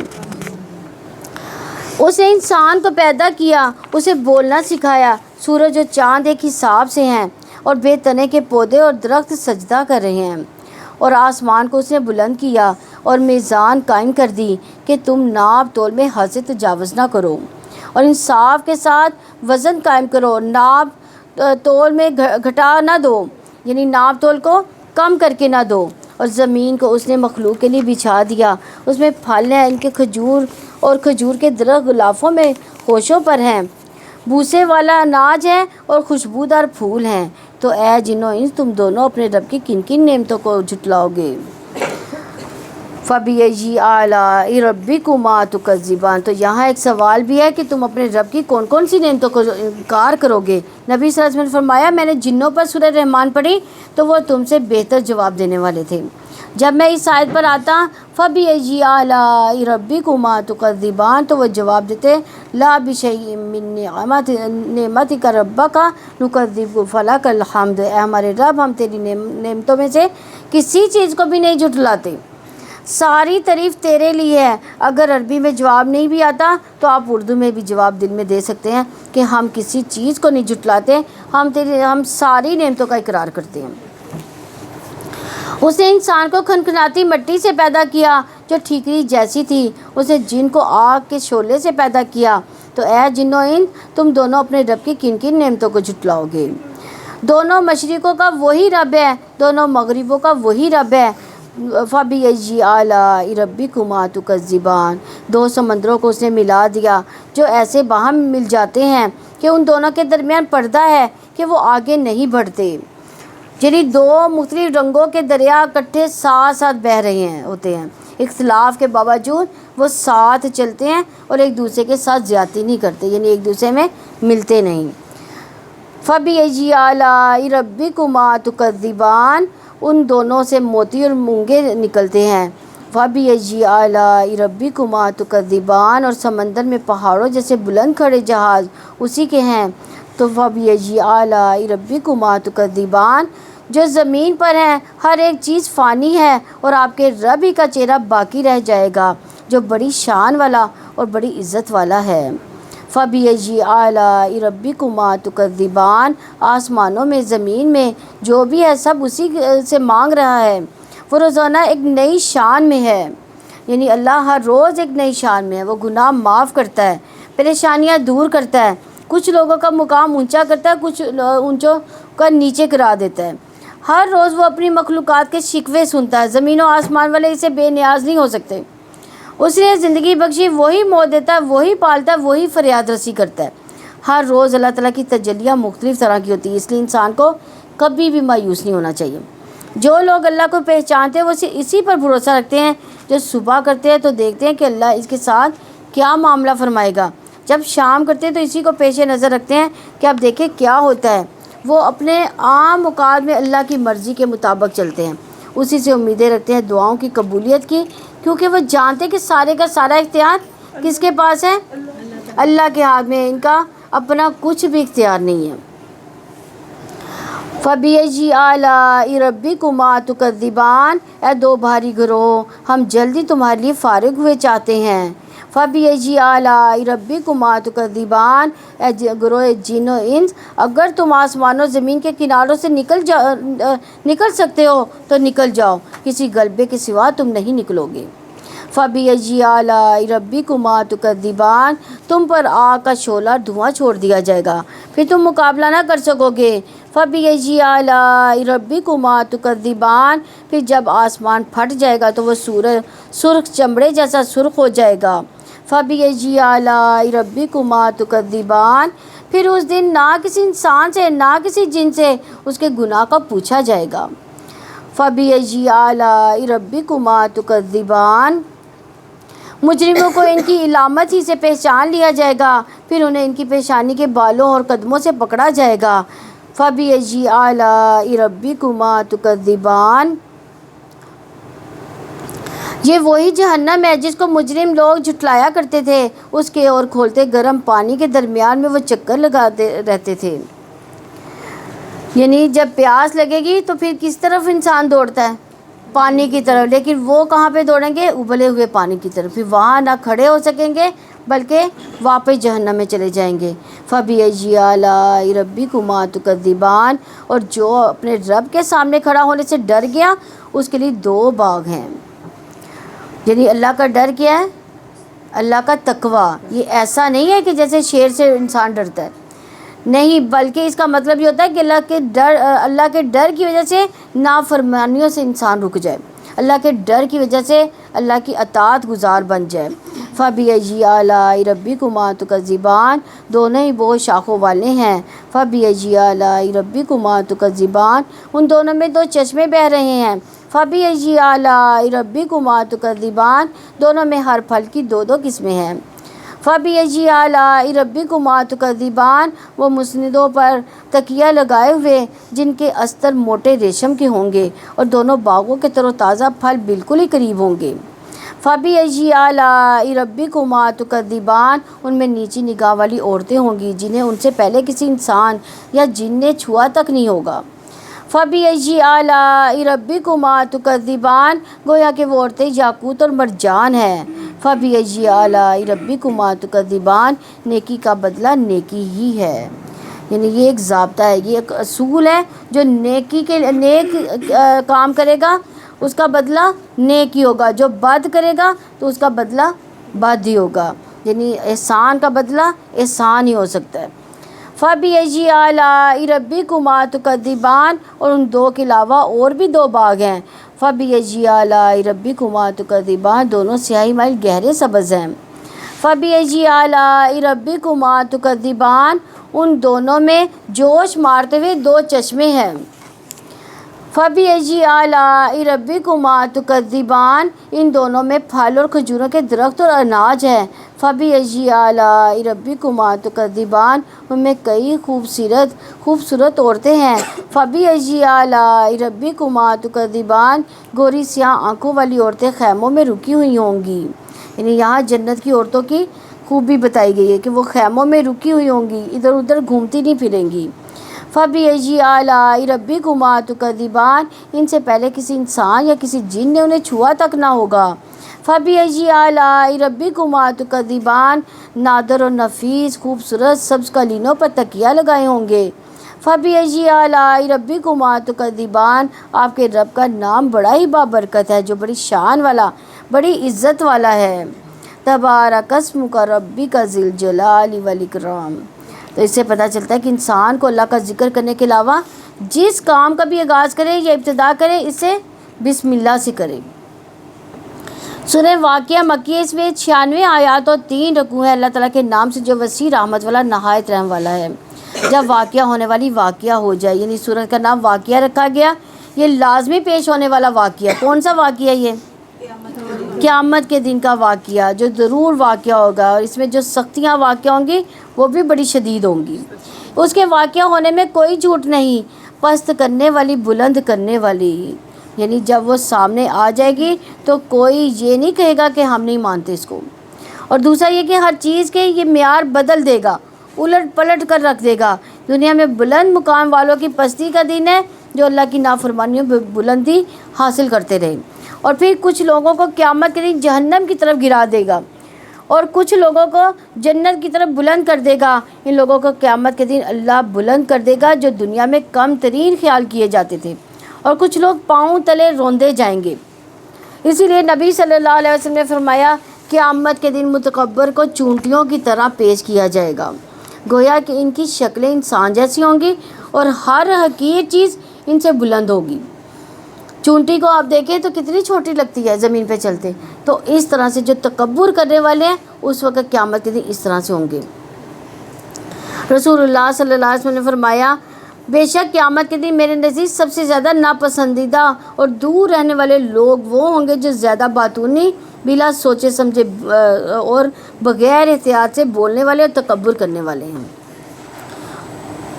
جب زمین سخت ہلا دی جائے گی، پہاڑ ریزہ ریزہ کر دیے جائیں گے، خوب ریزہ ریزہ کیا جانا چاہے وہ اڑتا ہوا غبار بن کر رہ جائیں گے، اور تم 3 قسموں میں ہو جاؤ گے، یعنی حشر میں انسانوں کے 3 گروہ ہوں گے۔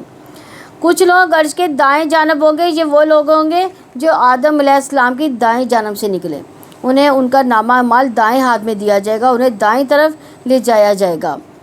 یہ اہل جنت کی اکثریت ہوگی۔ کچھ لوگ عرش کے بائیں جانب ہوں گے، یہ آدم علیہ السلام کی بائیں جانب سے نکلے ہوئے تھے، انہیں ان کے نامہ اعمال بائیں ہاتھ میں دیے جائیں گے، انہیں بائیں جانب لے جایا جائے گا۔ یہ اہل جہنم کی اکثریت میں سے ہوں گے، اللہ ہمیں سے بچائے۔ اور کچھ لوگ اللہ کے سامنے ہوں گے، یہ سبقت لے جانے والے ہوں گے، یا دائیں ہاتھ والے سے زیادہ خاص، زیادہ نصیب والے اور اللہ کے زیادہ مقرب ہوں گے۔ اس میں رسل، انبیاء، صدیقین اور شہداء ہوں گے، وہ دائیں ہاتھ والوں سے کم تعداد میں ہوں گے۔ کچھ لوگ رحمان کے سائے کے تلے ہوں گے، وہ خوش نصیب ہوں گے، اللہ تعالیٰ ہمیں بھی ان میں شامل فرما لے۔ نبی صلی اللہ علیہ وسلم نے فرمایا 7 آدمی ایسے ہیں جنہیں اللہ تعالیٰ قیامت کے دن اپنے عرش کے سائے میں جگہ دے گا، جبکہ اس کے عرش کے سائے کے سوا کوئی سایہ نہ ہوگا۔ عادل حاکم، یعنی اللہ جس کو انصاف والی جگہ پر بٹھا دے اور وہ لوگوں کے درمیان عدل کرے۔ دوسرا وہ نوجوان جس نے اللہ کی عبادت میں پرورش پائی، جوانی میں عبادت کرنے والے۔ تیسرا ایسا شخص جس نے اللہ کو اکیلے میں یاد کیا اور اس کی آنکھوں سے آنسو جاری ہو گئے۔ چوتھا وہ شخص جس کا دل مسجد میں اٹکا رہتا ہے، مسجد سے محبت کرتا ہے۔ پانچواں وہ 2 آدمی جو آپس میں اللہ کے لیے محبت کرتے ہیں۔ چھٹا وہ شخص جسے کسی بلند مرتبہ خوبصورت عورت نے اپنی طرف بلایا، اس نے جواب دیا کہ میں اللہ سے ڈرتا ہوں، وہ مرد اس کی طرف راغب بھی نہ ہو۔ اور 7واں وہ شخص جس نے اتنا پوشیدہ صدقہ کیا کہ اس کے بائیں ہاتھ کو بھی پتہ نہ چل سکا کہ دائیں ہاتھ نے کتنا اور کیا دیا، ان گنت دیا۔ تو اس میں اگر ہم اس طرح سے کرنا چاہیں تو روزانہ کا ایک باکس بنا لیں، اس میں صدقہ ڈالتے جائیں اور بغیر گنے آپ دیں، تو اس طرح آپ کو پتہ چلے گا کہ آپ کو خود بھی نہیں پتہ ہوگا کہ آپ نے کتنا دیا، یعنی ان گنت دیا آپ نے۔ پھر اسی طرح کچھ لوگ سونے کے ممبر پر ہوں گے، یعنی دائیں اور بائیں اور آگے کے لوگوں کے علاوہ کچھ لوگوں کو خاص شان ہوگی۔ رسول اللہ صلی اللہ علیہ وسلم نے فرمایا مہاجرین کے لیے قیامت کے دن سونے کے ممبر ہوں گے، وہ ان پر بیٹھیں گے اور ہر قسم کی گھبراہٹ سے امن میں ہوں گے، انہیں اس دن کوئی گھبراہٹ نہیں ہوگی۔ دنیا میں انہوں نے بہت گھبراہٹیں دیکھی، بہت خوف دیکھے، اس میں خوف میں انہوں نے گزارا کیا۔ پھر اسی طرح نبی صلی اللہ علیہ وسلم نے فرمایا قیامت کے دن اللہ کے نزدیک بہترین بندے وہ ہوں گے جو اچھے انداز میں ادائیگی کرتے ہوں گے، یعنی جو کچھ انہیں دینا ہوتا ہے بہترین انداز میں دیتے ہیں۔ قیامت کے دن بدترین لوگ کون ہوں گے؟ وہ جن کے شر سے ڈر کر لوگ ان سے ملنا چھوڑ دیں۔ تو آپ دیکھیں خاندانوں میں بھی ایسے لوگ ہوتے ہیں، جو لوگوں کو اتنا تنگ کرتے ہیں، اتنا ذلیل کرتے ہیں کہ بالآخر کے لوگ کہتے ہیں کہ اب بس ہو گئی، اب ان کے سامنے نہ ہی آؤں گا بس۔ بعض کا بیہودہ مذاق کرتے ہیں، بعض کا نقلیں اتارتے ہیں، بعض کا تانے دیتے ہیں، اور ہم سب کو ایسی بری عادتیں اور برے اخلاق سے خود بھی بچنا چاہیے، کیونکہ ایسے لوگ دنیا میں بھی بدتر ہوتے ہیں، قیامت کے دن بھی وہ بدترین ہوں گے۔ اللہ تعالیٰ ہماری ان عادتوں کو نکال دے ہمارے اندر سے کہ ہم کسی پر ہنسیں یا کسی کو تکلیف دیں۔ نبی صلی اللہ علیہ وسلم نے فرمایا قیامت کے دن لوگوں میں سے بدترین آدمی اس کو پاؤ گے جو دو رخا ہوگا، وہ لوگوں کو بات ان تک پہنچاتا، ان کی بات لوگوں تک پہنچاتا ہے، یعنی ادھر کی بات ادھر، ادھر کی بات ادھر، یعنی وہ دو رخا انسان ہوتا ہے۔ کچھ لوگ ایسے ہوتے ہیں جن سے اللہ تعالیٰ کلام بھی نہیں کرے گا۔ بہرحال ہر طرح کے لوگ ہوں گے۔ اس دن حشر کے میدان میں اپنے اپنے عمل کے مطابق مقام دیے جائیں گے۔ وہاں اپنی جگہ تلاش کریں کہ آپ کہاں ہوں گے، میں کہاں ہوں گی، یعنی ہمیں اپنے بارے میں سوچنا چاہیے کہ ہمارا مقام کہاں پہ ہوگا، تو ہمیں کون کون سے ایسے کام کرنے ہیں کہ جن کی وجہ سے وہاں اچھا ٹھکانہ ملے، کیونکہ وہ دن بڑی آفت کا دن ہوگا۔ پس دائیں ہاتھ والے کیا ہی خوب ہے دائیں ہاتھ والے، اور بائیں ہاتھ والے کیا ہی برے ہیں بائیں ہاتھ والے۔ تو جو سب کر لے جانے والے تو سب کر لے جانے والے ہی ہیں، یعنی سب کر لے جانے والوں سے کیا مراد ہے کہ جو آگے بڑھ کر کام کرنے والے، نیکیوں میں آگے بڑھنے والے، آخرت میں بھی آگے ہونے والے، جو دنیا میں بھی سبقت کرے گا وہ آخرت میں بھی سبقت لے جائے گا۔ یہی لوگ مقرب ہے، نعمت بھری جنتوں میں ہوں گے۔ پہلے لوگوں میں سے بڑی جماعت ہے اور پچھلے لوگوں میں سے کم ہے۔ سونے اور جواہرات سے بنے ہوئے تختوں پر ہوں گے، تکیہ لگائے ہوئے ان پر وہ آمنے سامنے بیٹھے ہوں گے، یعنی ریلیکس پوزیشن میں ہوں گے۔ وہ ان پر نوخیز لڑکے چکر لگائیں گے، وہ ہمیشہ لڑکے ہی رکھے جائیں گے۔ ان پر جاری چشمے کی، شراب کی ساغر سرائیاں اور جام پیش کریں گے۔ اس سے نہ وہ سردر میں مبتلا ہوں گے، نہ ہی وہ بہکیں گے۔ کس چیز سے؟ شراب سے، یعنی دنیا کی شراب کیا آتی ہے، انسان کو بہکا دیتی ہے، لیکن وہ کیسی شراب ہوگی کہ اسے انسان بہکے گا نہیں، نہ سر میں درد ہوگا۔ اور پھل بھی جو وہ پسند کریں گے، یعنی جو بھی انسان پھل کھانا چاہے گا اس کو بہترین سے بہترین غذا ملے گی۔ اور دیکھیں اب سب سے پہلے جو ہے نا کھانے میں جو ہے پھلوں کا ذکر آیا ہے، یعنی پھل جو ہے وہ بہترین غذا ہے۔ اور پرندوں کا گوشت بھی جس کی وہ خواہش کریں گے، اور گورے جسم، سیاہ بڑی بڑی آنکھوں والی عورتیں ہوں گی، گویا چھپا کر رکھے ہوئے موتی ہیں ان کاموں کے بدلے جو وہ کیا کرتے تھے۔ نہ ان میں وہ بیہودہ گفتگو سنیں گے، نہ کوئی گناہ میں ڈالنے والی بات۔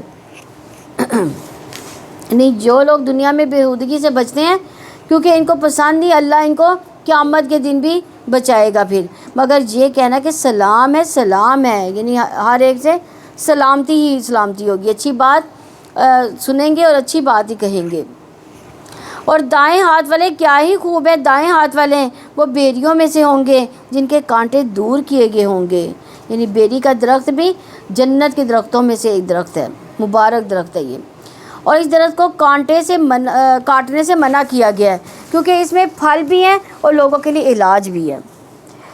ابن بطال کہتے ہیں کہ وہ وہابی منبع نے اپنی کتاب میں یہ لکھا ہے کہ سبز بیری کے 7 پتے لے کے اسے 2 پتھروں کے درمیان کوٹ لیں، 7 پتے کوٹ لیں اور اسے پانی میں ملا لیں، پھر اس پانی پر آیت الکرسی اور تینوں کل پڑھیں، اور اس میں سے 3 گھونٹ پی لیں، باقی سے آپ غسل کر لیں۔ یہ بیماری کو ختم کر دے گا، اور یہ اس شخص کے لیے بھی فائدہ مند ہے جو جادو کی وجہ سے حق زوجیت ادا نہ کر سکے۔ تو بہرحال بیری کے پتوں سے علاج معروف علاج ہے جو انسان کو نظر، جادو، روحانی بیماریاں اور ویسے بھی بیماریوں میں فائدہ دیتا ہے۔ اور تہبتیں لگے ہوئے کیلوں میں ہوں گے اور پھیلی ہوئی چھاؤں میں، اور ایسے پانی میں جو گرایا جا رہا ہے، اور کثیر پھلوں میں، نہ ختم ہونے والے نہ روک دیے جانے والے۔ یعنی یہ جنت کے پھلوں کی صفت ہے کہ جب پھل اتارا جائے گا، توڑا جائے گا، تو پھر اس کے بعد فوراً ہی دوسرا بن جائے گا۔ تو دنیا میں درخت خالی ہو جاتے ہیں لیکن وہاں ختم نہیں ہوں گے، منقطع نہیں ہوں گے، اور بلند مسندوں میں بلا شبہ ہم نے انہیں نئے سرے سے پیدا کیا، بس ہم نے انہیں کنواریاں بنایا، شوہر کی محبوب ان کی ہم عمر۔ یعنی حدیث میں آتا ہے کہ جنتی کی عمر جو ہے 33 سال کی ہوگی، یعنی وہ جوانی، عروج کی جو جوانی ہوتی ہے۔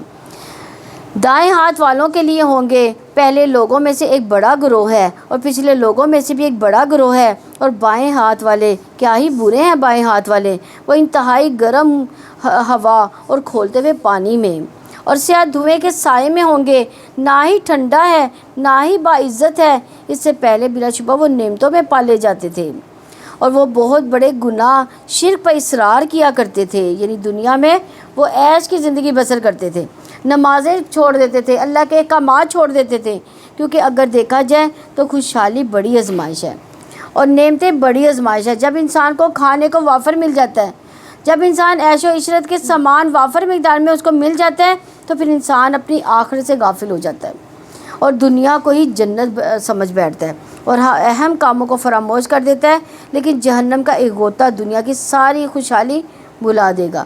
انسان کہے گا اللہ کی قسم میں نے کوئی راحت دیکھی ہی نہیں۔ اسی طرح جنت کی ایک جھلک دیکھنے والا دنیا کے سارے غموں کو بھلا دے گا کہ یا اللہ میرے پاس سے کبھی کوئی تکلیف گزری ہی نہیں، کوئی شدت و سختی میں نے دیکھی ہی نہیں، اور لیکن جو بدبخت ہوں گے، جو وہاں مصیبت میں پڑے ہوں گے، ان کے قصور کیا ہوں گے؟ وہ شرک اور بڑے بڑے گناہوں میں مبتلا ہوں گے، اور نہ صرف مبتلا ہوں گے بلکہ اس پر اڑے رہیں گے۔ اور وہ کہا کرتے تھے کیا جب ہم مر جائیں گے اور مٹی اور ہڈیاں بن جائیں گے تو کیا واقعی ہم ضرور اٹھائے جانے والے ہیں؟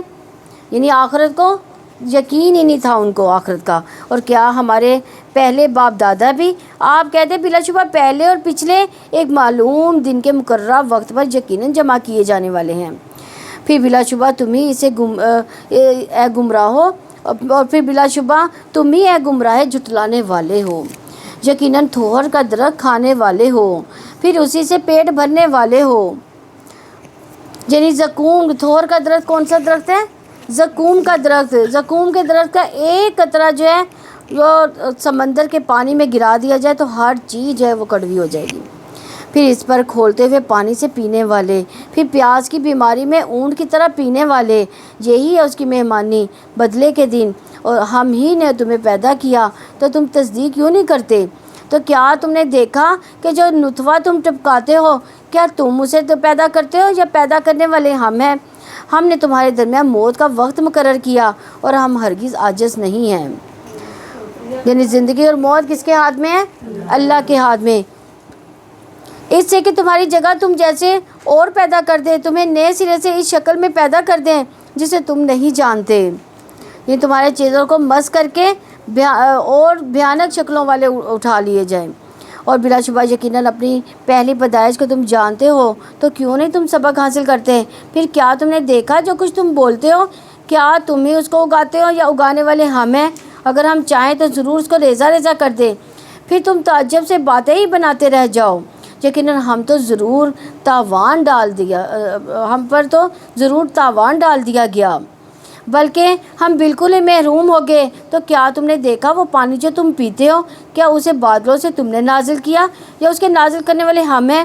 اگر ہم چاہیں تو اسے سخت کھاری پانی بنا دیں، پھر تم کیوں شکر ادا نہیں کرتے؟ تو کیا تم نے وہ آگ دیکھی ہے جو تم سلگاتے ہو؟ کیا تم نے اس کا درخت پیدا کیا یا پیدا کرنے والے ہم ہیں؟ یعنی یہ سارے دلائل اللہ تعالیٰ نے جو دیے اس کی وحدانیت کا اقرار ہے، اس کے رب ہونے کا، اس کے معبود ہونے کا۔ ہم ہی نے اسے نصیحت و مسافروں کے لیے فائدہ کی چیز بنایا، چنانچہ آپ اپنے رب عظیم کے نام کی تسبیح کریں، یعنی سبحان اللہ و بحمدہ کا، یعنی اللہ کو ہر طرح کے عیب سے منزہ قرار دے دو، اللہ تعالیٰ کی نعمتوں پر اس کی تعریف بیان کرو، اس کا شکر ادا کرو۔ رسول اللہ صلی اللہ علیہ وسلم سے پوچھا گیا کون سا کلام افضل ہے تو آپ نے کیا فرمایا؟ جو اللہ نے اپنے بندوں اور اپنے فرشتوں کے لیے چنا۔ کیا چنا اللہ تعالیٰ نے؟ سبحان اللہ و بحمدہ، یہ آپ لوگوں کو اب رٹ جانی چاہیے۔ تمام مخلوق کا یہ رزق ہے اس میں۔ حضرت نوح علیہ السلام کی جب وفات کا وقت قریب آیا تو انہوں نے اپنے بیٹے سے کیا فرمایا کہ میں تمہیں وصیت کر رہا ہوں جس میں 2 باتوں کا حکم ہے، وہ 2 باتوں سے روک بھی رہا ہوں۔ پہلا لا الہ الا اللہ کا اقرار کرتے رہنا، اگر 7 آسمان 7 زمینوں کے ترازو کے پلڑے میں رکھ دیا جائے لا الہ کو تو دوسرے پلڑے میں رکھ دیا جائے لا الہ الا اللہ کا پلڑا جو ہے وہ جھک جائے گا۔ اگر ساتوں آسمان ساتوں زمین بند کڑے کی شکل اختیار کر لیں تو لا الہ الا اللہ اس کو بھی توڑ دے گا۔ تو دوسری نصیحت انہوں نے کیا کی، سبحان اللہ و بحمدہ کا ورد کرتے رہنا، یہ ہر چیز کی نماز ہے، اس کے ذریعے مخلوق کو رزق ملتا ہے۔ دن میں 100 بار سبحان اللہ و بحمدہ کہنے والے کے گناہ معاف کر دیے جاتے ہیں، اگرچہ سمندر کے جھاگ کے برابر ہی کیوں نہ ہو۔ اور قیامت کے دن انسان کا بچاؤ کرنے والے کلمات بھی کیا ہے، یہی تسبیح ہے۔ ابو ہریرہ رضی اللہ عنہ سے روایت ہے، رسول اللہ صلی اللہ علیہ وسلم نے فرمایا اپنا بچاؤ حاصل کرو۔ صحابہ نے کہا اللہ کے رسول صلی اللہ علیہ وسلم کیا دشمن آ گیا؟ آپ نے فرمایا نہیں، لیکن اپنا جہنم سے بچاؤ کر لو، یعنی اپنا آپ جہنم سے بچانے کے لیے کیا کرو، سبحان اللہ والحمد للہ ولا الہ الا اللہ واللہ اکبر پڑھا کرو۔ یہ کلمات قیامت کے دن تمہارے آگے آ کر، تمہارے پیچھے آ کر تمہارا بچاؤ کریں گے۔ یہی کلمات والباقیات الصالحات ہیں۔ اس کلمے کی کتنی تعریفیں بیان کی گئیں۔ تو ہمیں کوشش کرنی چاہیے، کیا کوشش کرنی چاہیے ہمیں، صبح شام تسبیحات کی جائے، اور ساتھ میں سبحان اللہ والحمد للہ ولا الہ الا اللہ واللہ اکبر کی بھی تسبیحات کی جائیں۔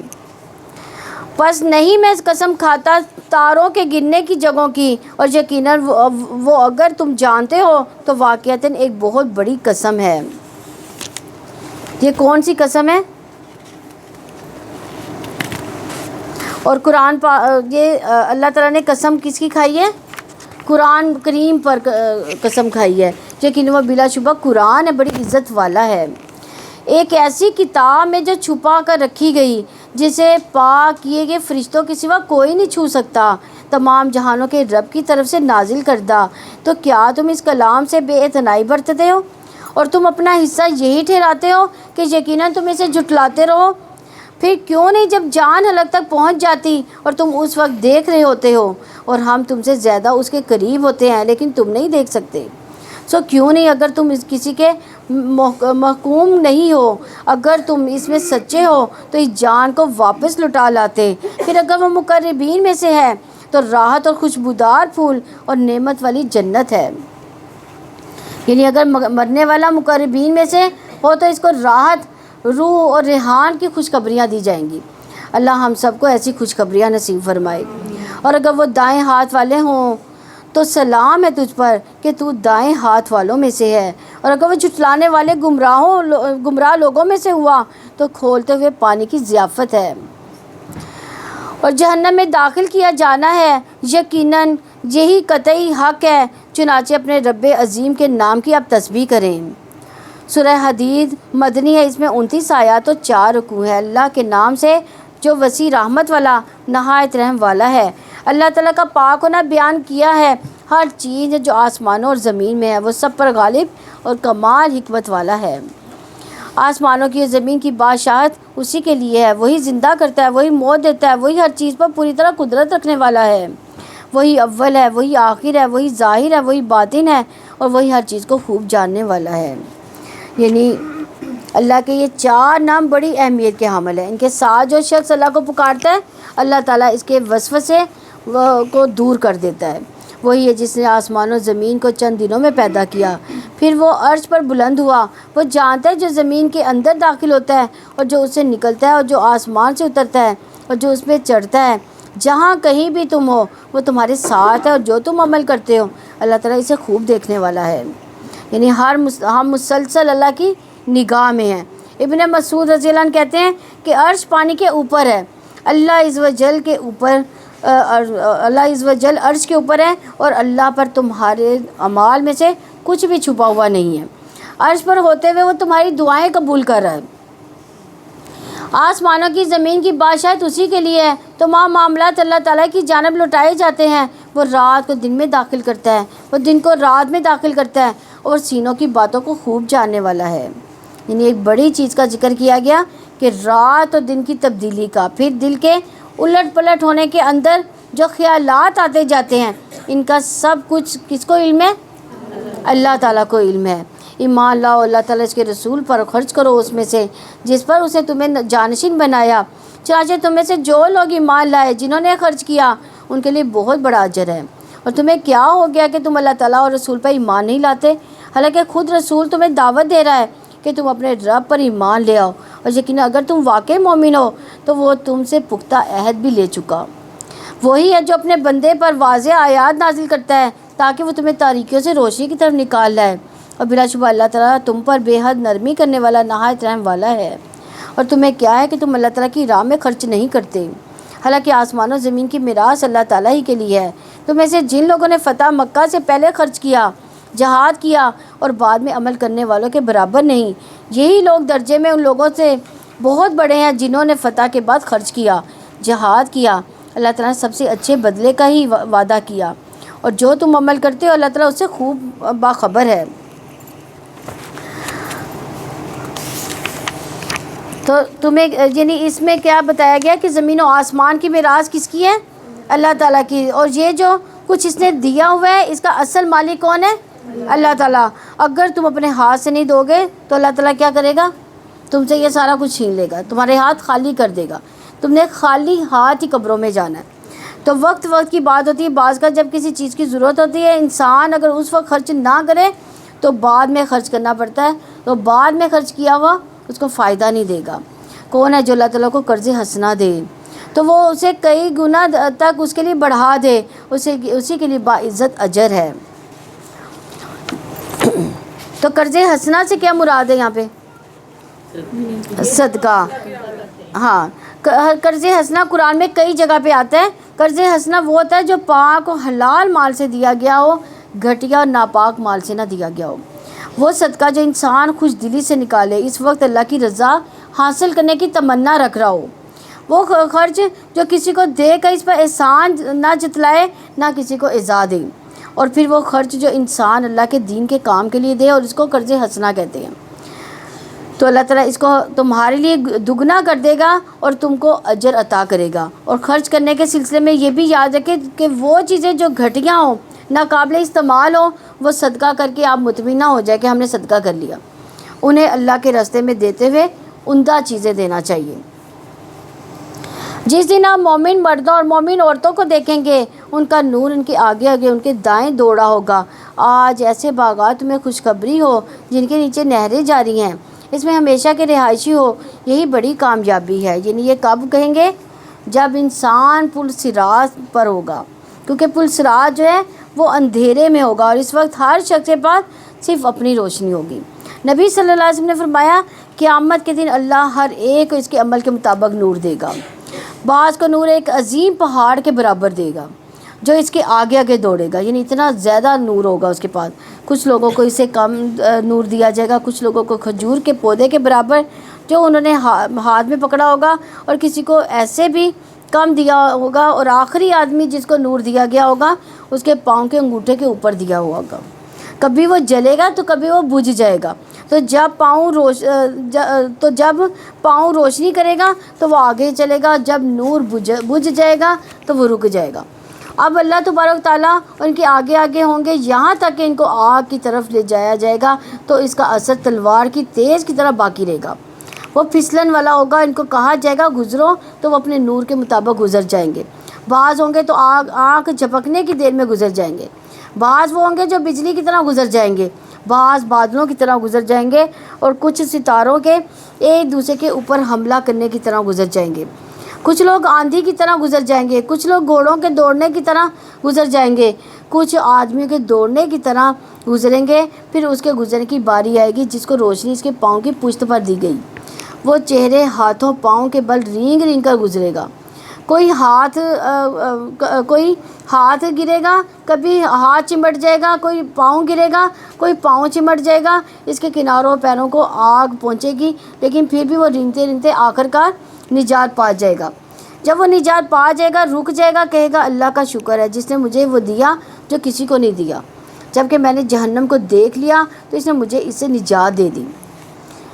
تو قیامت کے دن منافق کا نور جو ہے بجھا دیا جائے گا، مومن کو نور عطا کیا جائے گا۔ جس دن منافق مرد اور منافق عورتیں ایمان والوں سے کہیں گے ہمارا انتظار تو کرو، ہم بھی تمہارے نور سے روشنی حاصل کریں۔ کہا جائے گا اپنے پیچھے لوٹ جاؤ، پھر کچھ نور تلاش کرو۔ چنانچہ ان کے درمیان دیوار حائل کر دی جائے گی جس میں ایک دروازہ ہوگا، اس کے اندرونی حصے میں رحمت ہوگی اور اس کے بیرونی حصے میں اس کی طرف عذاب ہوگا۔ وہ ان کو آوازیں دیں گے، کیا ہم تمہارے ساتھ نہ تھے؟ وہ کہیں گے کیوں نہیں، لیکن تم نے اپنے آپ کو فتنے میں ڈالا اور تم انتظار ہی کرتے رہے اور تم نے شک کیا، فضول تمناؤں نے تمہیں دھوکہ دیا، یہاں تک کہ اللہ کا حکم آ گیا اور اس دھوکے باز نے اللہ تعالیٰ کے بارے میں تمہیں دھوکہ دیا۔ یہ دنیا کے پیچھے لگ کر فتنے میں مبتلا رہے۔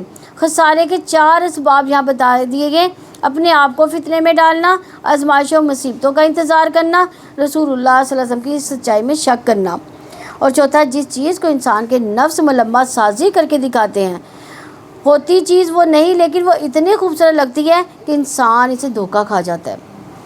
آج نہ تم سے کوئی فدیہ لیا جائے گا، نہ ہی ان لوگوں سے جنہوں نے کفر کیا۔ تمہارا ٹھکانہ جہنم ہے، وہی تمہارا دوست ہے اور وہ بہت ہی برا ٹھکانہ ہے۔ کیا ایمان والوں کے لیے ابھی وہ وقت نہیں آیا کہ ان کے دل اللہ تعالیٰ کے ذکر کے لیے اور جو حق نازل ہوا ہے اس کے لیے جھک جائیں، اور وہ ان لوگوں جیسے نہ ہو جائے جن کو پہلے کتاب دی گئی تھی، پھر ان پر جب لمبی مدت گزر گئی تو ان کے دل سخت ہو گئے، ان میں سے اکثریت نافرمان ہے۔ تو بعض کا انسان کی عمر لمبی ہوتی ہے، پھر آہستہ آہستہ وہ غفلت میں پڑ جاتا ہے، دل سخت ہو جاتا ہے، اس کا انجام اچھا نہیں ہوتا۔ تو اس لیے علم حاصل کریں، کب تک؟ اچھی مجلسوں سے جڑے رہیں، کب تک؟ موت آنے تک۔ یقین جانو اللہ تعالیٰ ہی زمین کو اس کی موت کے بعد زندہ کرتا ہے۔ یقیناً ہم نے تمہارے لیے نشانیاں کھول کر بیان کر دی تاکہ تم سمجھو۔ صدقہ کرنے والے مرد عورتیں جنہوں نے اللہ تعالیٰ کو قرض حسنہ دیا، بلا شبہ وہ ان کو کئی گنا دیا جائے گا، ان کے لیے بہت باعزت اجر ہے۔ یعنی عورتوں کا الگ ذکر کیا گیا، عورتوں کو بھی اپنے لیے صدقہ کچھ نہ کچھ کرتے رہنا چاہیے۔ اور جو اللہ تعالیٰ پر اس کے رسولوں پر ایمان لائے وہی لوگ بہت سچے ہیں اور وہی اللہ تعالیٰ کے پاس گواہی دینے والے ہیں، ان کے لیے ان کا اجر ان کا نور ہے۔ اور جنہوں نے کفر کیا، ہماری آیات کو جھٹلایا، یہی لوگ دوزخی ہیں۔ جان لو بلا شبہ دنیا کی زندگی محض ایک کھیل، دل لگی اور زینت، اور تمہارا آپس میں فخر کرنا، مال و اولاد میں ایک دوسرے سے بڑھ جانے کی کوشش کرنا ہے۔ جیسے بارش کی مثال ہے کہ اسے اگنے والی کھیتی کسانوں کو خوش کر دیتی ہے، پھر وہ پک جاتی ہے تو آپ اس کو زرد دیکھتے ہو، پھر وہ چورا چورا ہو جاتی ہے، اور آخر میں سخت عذاب بھی ہے۔ اللہ تعالیٰ کی مغفرت اور رضامندی بھی ہے۔ دنیا کی زندگی دھوکے کے سامان کے سوا کچھ نہیں۔ یہ دنیا کی زندگی کیا ہے؟ بچپن ہے، کھیل کا دور ہے، لڑکپن آ گیا تو اس میں لاؤ لب میں پڑ گئے ہم لوگ، جوانی آئی تو کیا کیا؟ زیب و زینت شروع کر دی، اس کے پیچھے پڑ گئے، اور باہمی تفاخر اور دیر عمر میں آتا ہے جب انسان بہت کچھ جمع کر چکا ہوتا ہے اور ایک دوسرے سے زیادہ حاصل کرنے کی خواہش اور بڑھاپے تک پہنچ جاتی ہے۔ بھی سعید بن جبیر رضی اللہ عنہ کہتے ہیں کہ یہ ان لوگوں کے لیے دھوکے کا سامان ہے جو یوم آخرت کو حاصل کرنے میں مشغول نہیں ہوتے، اور جو آخرت کو طلب کرنے میں مصروف ہو جاتا ہے تو یہ دنیا اس کے لیے سامان ہے جو اس کو پہنچا دینے والا ہے، ایسی دنیا کی طرف جو اس سے بھی زیادہ بہتر ہے۔ دوڑو اپنے رب کی مغفرت، اس جنت کی طرف جس کی چوڑائی آسمان زمین کی چوڑائی جتنی ہے، ان لوگوں کے لیے تیار کی گئی جو اللہ تعالیٰ پر اور اس کے رسولوں پر ایمان لائے۔ یہ اللہ تعالیٰ کا فضل ہے، وہ جسے چاہتا ہے عطا کرتا ہے۔ اللہ تعالیٰ بڑے ہی فضل والا ہے۔ کوئی مصیبت نہ زمین پر پہنچتی ہے نہ ہی تمہاری ذات میں، مگر اس سے پہلے کہ ہم اسے پیدا کریں وہ کتاب میں یقیناً اللہ تعالیٰ پر بہت ہی آسان ہے۔ یعنی جو کچھ پہلے سے لکھی ہوئی تقدیر، اس پر بھی ایمان لانا ضروری ہے، اور تقدیر پر ایمان انسان کو راحت بخشتا ہے۔ انسان کو پتہ آتا ہے کہ جو اس کے مقدر میں ہے وہ تو ہونا ہی ہے، اب ہو گیا تو اس پر سوچو بچار نہیں کرنی، بلکہ اور آگے بہتر کا سوچیں۔ اللہ سے راضی ہو، جو نعمتیں ملی ہیں ان کا شکر ادا کریں اور ان کو اللہ کے راستے میں استعمال کریں، تاکہ تم اس پر غم نہ کرو جو تمہارے ہاتھ سے نکل جائے، اور جو تمہیں وہ عطا کریں اس پر پھول نہ جاؤ۔ اللہ تعالیٰ کسی خود پسند فخر کرنے والے سے محبت نہیں کرتا۔ تو غم کے وقت اللہ کی رضامندی کی بات ہونی چاہیے۔ وہ لوگ جو بخل کرتے ہیں لوگوں کو بھی بخل کا حکم دیتے ہیں، اور جو شخص منہ موڑ جائے تو بلا شبہ اللہ تعالیٰ بڑا بے پرواہ بہت تعریفوں والا ہے۔ نہ خود خرچ کرتے ہیں نہ دوسروں کو خرچ کرنے دیتے ہیں ایسے لوگ۔ تو خیر والا کون ہے؟ جو خود بھی خرچ کرتا ہے، دوسروں کو بھی خرچ کرنے کی ترغیب دیتا ہے، اس کو بھی ابھارتا ہے کہ تم بھی اللہ کے راستے میں خرچ کرو۔ وَلَا يَحُضُّ عَلَىٰ طَعَامِ الْمِسْكِينِ، والے کو جھڑک دیا گیا تو مسکین کے کھانے کے لیے نہیں ابھارا جاتا۔ بلا شبہ یقیناً میں نے اپنے رسولوں کو واضح دلیلوں کے ساتھ بھیجا، اس کے ساتھ ہم نے کتاب اور میزان بھی نازل کی تاکہ لوگ انصاف قائم کریں، اور ہم نے لوہا اتارا جس میں سخت لڑائی کا سامان اور لوگوں کے لیے فوائد ہیں۔ یہ الحدید کا مطلب ہے لوہا، اسی مناسبت سے اس کا نام بھی ہے۔ اور تاکہ اللہ تعالیٰ جان لے کہ کون بن دیکھے اس کی اور اس کے رسولوں کی مدد کرتا ہے۔ بلا شبہ اللہ تعالیٰ بڑی قوت والا، سب پر غالب ہے، اور بلا شبہ یقیناً ہم نے نوح اور ابراہیم کو بھیجا، اور ہم نے اس کی اولاد میں نبوت اور کتاب رکھی، چنانچہ ان میں سے کوئی ہدایت اختیار کرنے والا تھا اور ان میں سے اکثر نافرمان ہیں۔ پھر ان کے نقش قدم پر ہم نے پے در پہ اپنے رسول بھیجے۔ ان کے بعد ہم نے عیسیٰ ابن مریم کو بھیجا، ہم نے اسے انجیل عطا کی، جنہوں نے اس کی پیروی کی ان کے دلوں میں ہم نے نرمی اور مہربانی ڈال دی، اور رہبانیت کو انہوں نے خود ہی ایجاد کیا، ہم نے ان پر فرض نہیں کیا تھا، مگر اللہ تعالیٰ کی رضامندی کی طلب میں انہوں نے اسے اختیار کر لیا۔ پھر انہوں نے اس کا لحاظ نہ رکھا جیسا کہ اس کے لحاظ رکھنے کا حق تھا، تو ان میں سے جو ایمان لائے ہم نے ان کا اجر اس کو عطا کر دیا، اور ان میں سے اکثر نافرمان ہے۔ یعنی رہبانیت کس مذہب میں ہے؟ عیسائیوں میں۔ اللہ کی خاطر گھر بار چھوڑ دینا، جنگلوں میں نکل جانا اور عبادت میں ہی لگے رہنا، یہ جو ہے رہبانیت ہوتی ہے، اور ہمارے دین میں رہبانیت نہیں ہے۔ یہ عیسائیوں نے خود ایجاد کی تھی۔ ہمارے دین میں اللہ تعالیٰ کے دین کے لیے نکلنا رہبانیت ہے، یعنی اللہ تعالیٰ کے راستے میں، اللہ تعالیٰ کے دین میں نکلنا، لیکن یہ نہیں ہے کہ عام جو انسانوں کے حقوق ہیں وہ سارے کے سارے چھوڑ دیں۔ اے ایمان والو، اللہ تعالیٰ سے ڈرتے رہو، اس کے رسول پر ایمان لاؤ، وہ تمہیں اپنی رحمت میں سے دگنا حصہ عطا فرمائے گا، اور تمہیں ایسی روشنی عطا کرے گا جس کو لے کر تم چلو گے، وہ تمہیں بخش دے گا۔ اللہ تعالیٰ بے حد بخشنے والا، نہایت رحم والا ہے۔ تو یہ ہدایت کی روشنی کی طرف اشارہ ہے۔ ابن عباس رضی اللہ عنہ کہتے ہیں نور سے مراد کیا ہے؟ قرآن۔ یہ بھی کہا گیا کہ وہ یہ روشنی ہے جسے تم آخرت میں پل صراط پر چلو گے۔ پھر اسی طرح اسلام بھی روشنی ہے جس کے ساتھ انسان دنیا کے اندھیروں میں سے راستہ ڈھونڈ لیتا ہے۔ اس کے علاوہ وحی کی بھی روشنی، وہ بھی نور ہی ہے۔ نبی صلی اللہ علیہ وسلم کی تعلیمات نور ہے، نماز نور ہے، اور اللہ تعالیٰ سے ہمیں پھر کیا مانگنا چاہیے؟ نور۔ کیسے مانگا جا سکتا ہے نور؟ قرآن پڑھ کے نماز۔ اللہم اجعل فی قلبی نورا وفی بصری نورا وفی سمعی نورا وفی لسانی نورا وعن یمینی نورا وعن یساری نورا اللہم واجعل من فوقی نورا ومن تحتی نورا واجعل امامی نورا ومن خلفی نورا اللہم اعظم لی نورا۔ اس طرح سے ہمیں یہ جو دعا ہے یہ اپنی دعا میں شامل رکھنی چاہیے۔ کس کو آتی ہے یہ والی دعا؟ الحمدللہ۔ جن کو نہیں آتی وہ بھی کوشش کریں کہ اس کو یاد کر لیں، تاکہ اہل کتاب یہ نہ جانے کہ وہ اللہ تعالیٰ کے فضل میں سے کسی چیز پر اختیار نہیں رکھتے، اور فضل یقیناً اللہ تعالیٰ کے ہاتھ میں ہے، وہ جس سے چاہتا ہے عطا فرماتا ہے۔ اللہ تعالیٰ بہت بڑے فضل والا ہے۔ اللہ تعالیٰ ہمیں اس قرآن کو پڑھنے اور اس کو سمجھنے کی توفیق عطا فرمائے اور اس پر عمل کرنے والا بنا دے۔ اللہ تعالیٰ ہمیں نماز پڑھنی آسان فرما دے، قرآن پڑھنا آسان فرما دے۔ اللہ تعالیٰ ہمیں قرآن سمجھنے والا بنا دے، اور اللہ تعالیٰ ہمیں نماز خشوع و رضو والی عطا فرما دے۔ اللہ تعالیٰ ہمیں اس دنیا کی بھی بھلائیاں عطا فرمائے اور آخرت کی بھی بھلائیاں عطا فرمائے۔ اللہ تعالیٰ ہمیں جو بیمار ہے اللہ تعالیٰ ان کی بیماریوں کو صحت میں بدل دے، جو پریشان ہیں ان کی پریشانیاں دور فرما دے، جو اولاد کی وجہ سے پریشان ہے اللہ تعالیٰ ان کی اولاد کی پریشانیاں دور فرما دے، جو بیٹیوں کی پریشانیاں لے کر آئیں اللہ ان کی بیٹیوں کی پریشانیاں دور فرما دے، ان کو اچھے بر عطا فرما دے۔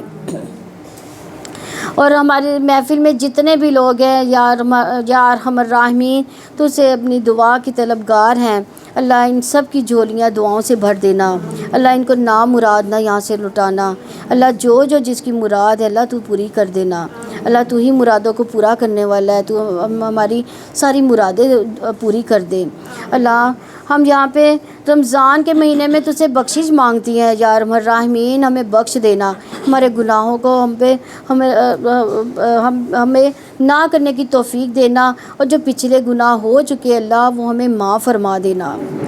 آگے اللہ ہمیں کبھی بھی کوئی بھی گناہ کرنے کی توفیق عطا نہ فرمانا، اور اگر کوئی گناہ ہو جائے، کوئی بھول چوک ہو جائے اللہ اس کی وجہ سے ہم پر کوئی بھاری بوجھ نہ ڈالنا، اللہ ہمیں آزمائشوں میں نہ ڈالنا، ہم آزمائشوں کے قابل نہیں، اللہ ہمیں آزمائشوں میں نہ ڈالنا۔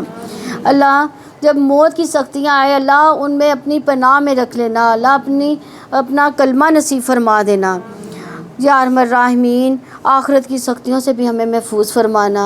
اللہ جس وقت بہت زیادہ سختیاں ہوں گی، ہر بندہ پریشان ہوگا، اللہ تعالیٰ اس وقت بھی ہمیں راحتوں میں بدل دینا۔ اللہ ہماری قبروں کو کشادہ کر دینا۔ اللہ جنت کی ٹھنڈی ہوائیں ہماری قبروں میں عطا فرمانا۔ اللہ یہ ساری بندیاں تجھ سے جنت کی طلبگار ہیں، اللہ ہمیں جنت الفردوس عطا فرمانا۔ یا ارحم الراحمین جنت الفردوس عطا فرمانا۔ اللہ جنت میں بھی جس طرح راحت ہے، اللہ ہمارے گھروں میں اسی طرح ہمیں راحت نصیب فرما دے۔ اللہ ہمیں اپنے گھروں کا سکون نصیب فرما دے، ہماری بیٹیوں کو، ہمارے بچوں کو اللہ سکون دے دے۔ یا ارحم الراحمین جن کی اولاد ہے اللہ ان کی اولاد، ان کی آنکھوں کی ٹھنڈک بنا دے، اپنے ماں باپ کا خدمت گزار بنا دے۔ اللہ جن کے والدین موجود ہیں اللہ ان کی خدمت کا ان کو موقع عطا فرما دے، اور جن کے والدین نہیں اللہ ان کی بخشش فرما دے۔ یا ارحم الراحمین جن کی اولاد نہیں اللہ تعالیٰ ان کو نیک صالح اولاد عطا فرما دے۔ سبحانک اللہم و بحمدک نشہد ان لا الہ الا انت نستغفرک و اتوب الیک۔ السلام علیکم ورحمۃ اللہ وبرکاتہ۔